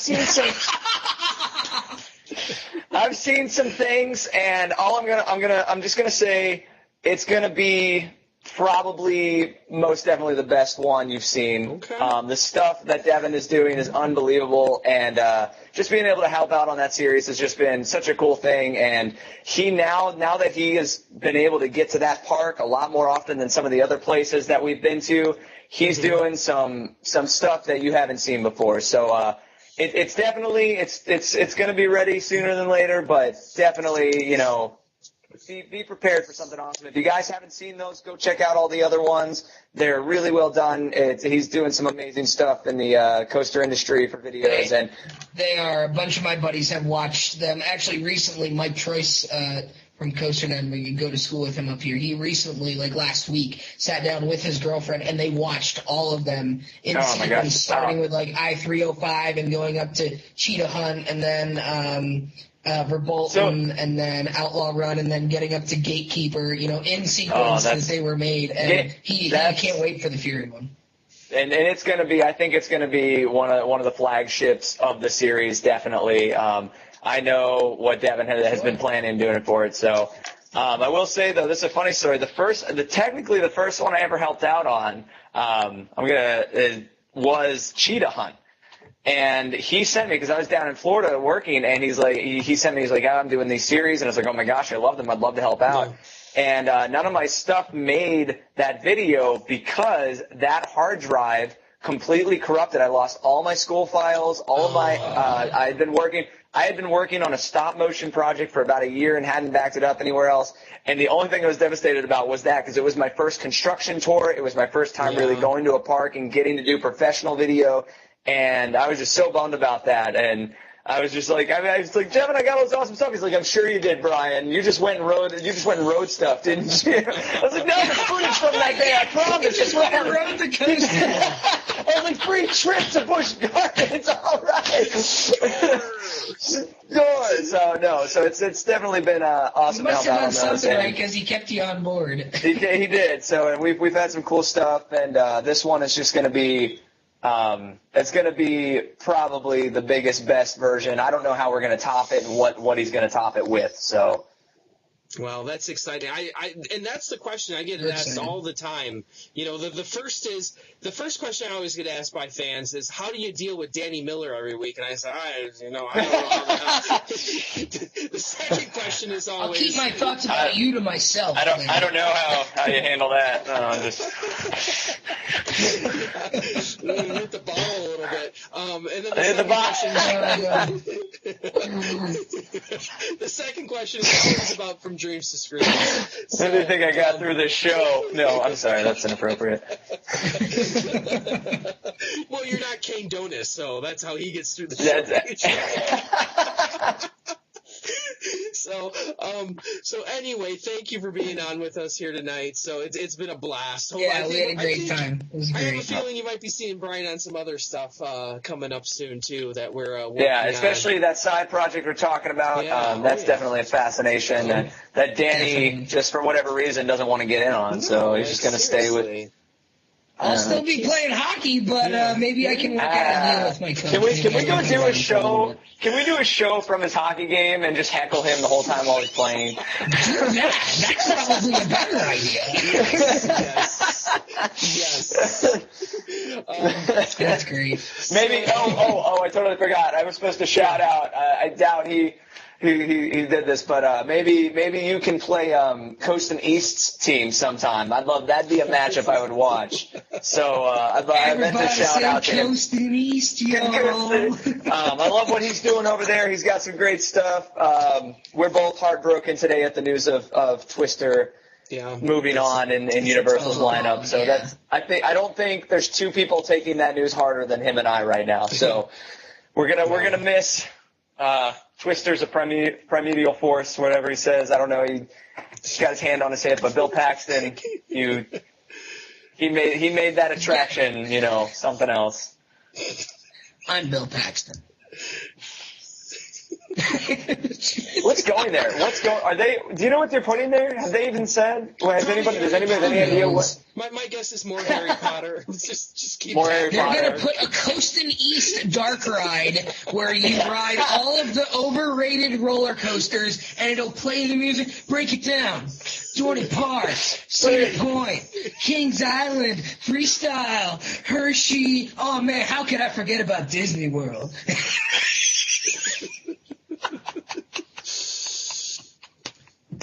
I hope he watches the show. I'll let him know. Just say we big shout out to you there. Go to a 2.5-hour show for that comedy gold this weekend. Classic comedy gold. Classic Marineland. Marineland. Classic Buy a Marineland. $49 ticket and get to ride an Arrow Looper. Classic. And then insert Coast and East comment about me banging barrels. Which was an inside joke from when he saw me at Halloween Horror Nights when I was in one of my roles that I was in. So Halloween horror. Horror. By the way, when you were singing, it just reminded me. Does anybody remember the Cedar Point? Come on, get on. Yeah. Cedar Point. Cedar Point. Yeah. You want coasters? Cedar Point has the most. We got 16. 16. That's it. Oh I was playing that the other day. Oh, man. Oh, All right, man. we're getting off topic now. Why are you playing that? What are you doing? No, because we were planning a Cedar Point trip. Yeah, no, get out I was of this planning one. a Cedar Get out of this Point one. trip No, with okay. a couple of kids from school, and like Yeah. Mike Troyes had never been there, and I was like, you should hear the old theme song when they used to have 16 coasters. It was fantastic. Because that's so how you good. should introduce somebody to Cedar Point is with that. Absolutely. That will Lower get the them expectations. hyped. Yeah, that will get them hyped. Bad theme songs. Oh my God. Everyone loves Marineland. Oh, Classic. no. Classic I don't know. Marineland. Classic Marineland. Oh, jeez. All right. Okay, well, I guess This has been fun. I This guess has been we a lot should of wrap fun. it up there for the third This band time. for the night. Yeah. We're just gonna keep. If Andy doesn't cut us off, we're just gonna keep going. We're gonna. all night long.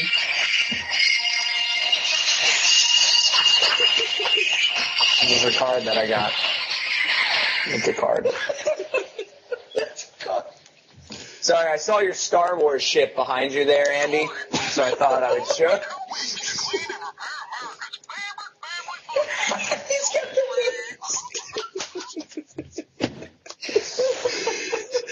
Oh, no. The official sponsor of this evening is indeed Insurance Crackers. Eat them before they eat you.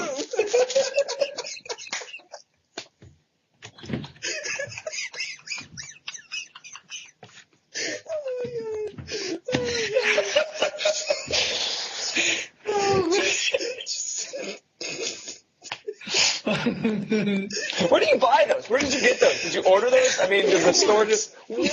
Walmart's. Who else would have that? Who else would have that stack than Walmart? Who else? Jeez. W.B. Mason. Oh, Walmart. Oh, my gosh. Oh, man. Well, I think on that note, I think that will officially end us. So, Yeah. Thank you for joining us here on our supersized edition of the 25th episode of Uncut. Of course, I am Andrew Barczyk from Chicago, Illinois. And I'm Danny Miller from Rochester, New York. He lives in Chicago. Glad I'm from Naperville. Yeah. New York. Thanks for joining us, Brian. Cheers. It's been great.